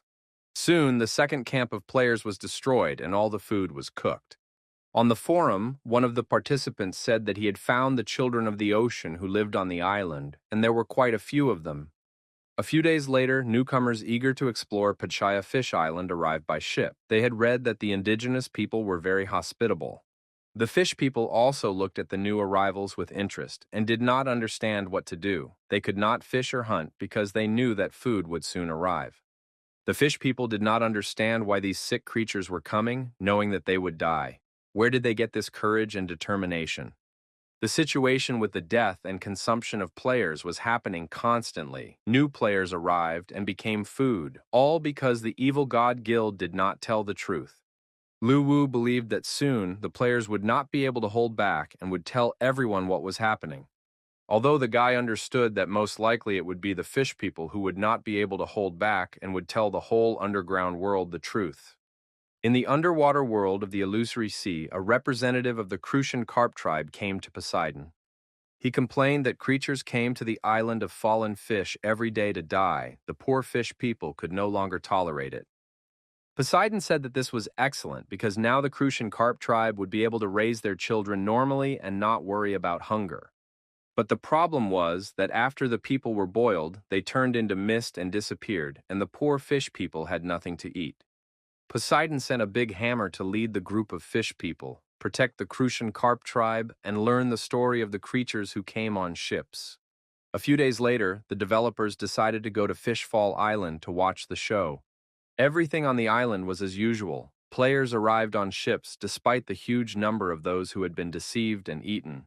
The sea monsters could no longer tolerate this influx of players. They kept coming back again and again, and something had to be done. The hammerhead shark had not slept for several days dealing with these creatures. King Poseidon sent help, but even with assistance, it was impossible to deal with these weaklings on their own. There were too many players, and they simply outnumbered them. The big hammer was initially delighted when Poseidon sent him to guard the area because the Crucian carp tribe was responsible for food and drink. But gradually, the big hammer realized that things were not so simple. These weak creatures did not even allow him to sleep or rest because they behaved in a completely chaotic manner. It was an army of suicides. They came to die, smiling and waving their hands. Another group of players sailed to the island on ships, with some of them having no idea what awaited them. The poor sea monsters looked in horror at the approaching flotilla. They did not know what to do or where to hide. As the sea monster troops grew, so did the suicide army. It was some kind of mockery. But the sea monsters had no choice, and after complaining to each other about their unfortunate fate, they set out to destroy these suicidal creatures. The hammer sailed up to one of the ships and easily smashed it. He could no longer tolerate their return and wanted to bury all creatures in the sea. The players were optimistic and were going to fight the sea monsters and explore the island. To protect their ship, they used the ghost ship function and sailed safely onward. After that, the players managed to defeat the hammerhead shark, and they all received a promotion. After that, the guy was sent to destroy the Sea King's troops. The developers not only opened up the sea zone, but also made it so that players can now earn extra income by repairing damaged ships. Lu Wu and Bei Li were pleased with their little tricks, which allowed them to increase their capital, and as if by accident posted a new message on the forum. In the Iron Hammer Hall, the soul bead of the Great Hammer went out, and it was dead. The commander of the Sea King's army, Iron Hammer, had lost his son and was very angry. The old turtle offered his condolences, but this only made Iron Hammer even angrier, for he had lost his only son. The turtle begged Iron Hammer not to take his son on the campaign and to let him live. Returning home from work at night, the turtle immediately met with his son. He said he had good news and bad news. The good news was that the turtle's son had been given the title of Commander-in-Chief. The bad news was that the turtle's son would now go to the island of Fallen Fish, to the Crucian carp tribe. There was something new on Fishfall Island because the fish people were tied up and being prepared to be cooked. The players couldn't find the spices and demanded that the monster reveal where they were hidden. The players from the ghost ship seized supplies from the island, which was excellent news because they had provisions and could explore other islands. But soon, new events were about to unfold. The players' wave of revenge for being humiliatingly cooked for dinner attracted the army of the Sea King. The size of the sea monsters was staggering even to the program developers. Perhaps it was time to worry about the players' fleet. Suddenly, a storm broke out at sea, and huge waves, taller than the ship, rose from the sea. The players realized that a battle was inevitable and prepared for combat. At that moment, huge sea monsters appeared from the waves, and Iron Hammer ordered his subordinates to destroy the creatures and avenge his son. The players sensed a great battle between the armies, but did not think it would happen so soon. Monsters were coming from all sides. At first, everything went very well for the army of sea monsters because their opponents were poor swimmers and crashed together with their ships. Players who fell into the water after their ships were destroyed became easy targets for the Sea King's army. It was suggested to attack the elite monster to ease the situation for their comrades. Commander Ironhammer saw the ship that crashed into his son and destroyed it. Therefore, Ironhammer decided to take revenge with his own hands. The monster rushed into the attack because he was not going to stop until he destroyed this ghost ship. He fought for his life, striking the ghost ship, but it did not break. The players on the ship were slightly shocked by what was happening. They understood that the commander-in-chief of the sea monster army was trying to destroy them. Iron Hammer continued to pound the ship, entering into a kind of frenzy, and soon a small crack appeared. The dragon ship's shield was broken, and the players decided to jump into the water to stop Iron Hammer, just to prevent him from destroying the ship. A battle began between the player and Iron Hammer, who was strong and also had spiked armor. The guild leader used the rune of power and still could not defeat the monster. It became clear that it was not necessary to have techniques against a powerful opponent. They did not work. Iron Hammer crushed his opponent left and right and was finally able to deliver the decisive blows. Other players were also unable to oppose the sea monsters when they found themselves face to face with them. The players realized that they needed to retreat, and some of the ships managed to turn around and flee. After the battle and using the rune of power, Iron Hammer began to recover, but he still felt dizzy. Bailey was upset that the players had fled and lost. She wanted them to continue playing and considered it necessary to introduce rewards for exploring the sea territory. Then she saw some of the players setting up a long fishing line to catch a huge fish, and Bailey guessed that Poseidon was the main target from the beginning. Lu Wu was happy because their army was conquering not only the land but also the sea. Sure enough, after a few days, the players realized the gap between the strength of the players at sea and the army of the Sea King. They began to strengthen their ships, but most players did not have the money for reinforcements, so they went to the northern region to cut down tree demons. A phone call interrupted the conversation, and the young man answered. It was a caller named Manman who suggested going out and having fun. The beautiful girl said that she rarely came to the city and had just gotten off the plane. Lu Wu agreed to meet her and spend time together, which seemed very suspicious to Bei Li. She made a jealous scene and demanded to know who Manman was. Lu Wu said that he was a childhood friend. They lived next door to each other and their families were friends. Manman later moved to another city and now she had simply suggested meeting up. The young man did not want to take Bei Li with him, even though she promised to protect him. The girl made a banal scene of jealousy and now had no intention of letting Lu Wu go. The guy barely managed to escape from the house. On top of that, Bei Li overheard Manman calling him Daddy Dog. It was an old story from childhood. It happened back in kindergarten when the teacher wanted to keep the boys and girls from getting too close. She forbade them from kissing because it could lead to pregnancy. But the little boy remembered that he had kissed a dog, which soon gave birth to puppies, and the child suffered psychological trauma because he became a doggy daddy. The young man arrived at the meeting place where he was supposed to meet Manman. She was happy to greet him. He also noted how she had grown up and become even more beautiful, although her personality remained unpleasant. A work call interrupted their conversation. Manman confirmed that she wanted to collaborate on broadcasting the gaming event. The girl was talking to her uncle, Wu Goi, who had been friends with her father for a long time and was now going to discuss business directly. Manman was surprised that the gaming company was not thinking about profit. Perhaps they were very rich, or it was some kind of powerful corporation, and cooperation did not fit in with their development philosophy. Wugoi also couldn't understand what the developers were thinking. But if Manman wanted to obtain the rights to broadcast live, she would have to offer a huge sum of money. Her uncle promised to help her contact the game's producers, but he wasn't sure if the meeting would take place. That was the end of the business conversation. The girl apologized to her friend for being distracted by an important call, but now she was ready to spend time with him. She suggested they go for a walk together because she hadn't been in the city for a long time. Besides, she was hungry, and they still had the whole evening ahead of them. Late at night, Lu Wu returned to the apartment, where he was met by an angry Bei Li. She, of course, knew that in the spring, some animals change their habits depending on the mating season. Their argument was interrupted by a call from the president of the Wu platform, who invited the young man to a meeting at his office the next day on a very important matter. The young man tried to get out of the meeting, saying he was busy, but the president insisted, saying they needed to discuss the live broadcast of gaming tournaments. The young man remembered that the platform did not broadcast tournaments live. Wugoi confirmed that it was a cool corporation that had approached him with the aim of establishing ties with the developers of the game War in the Network.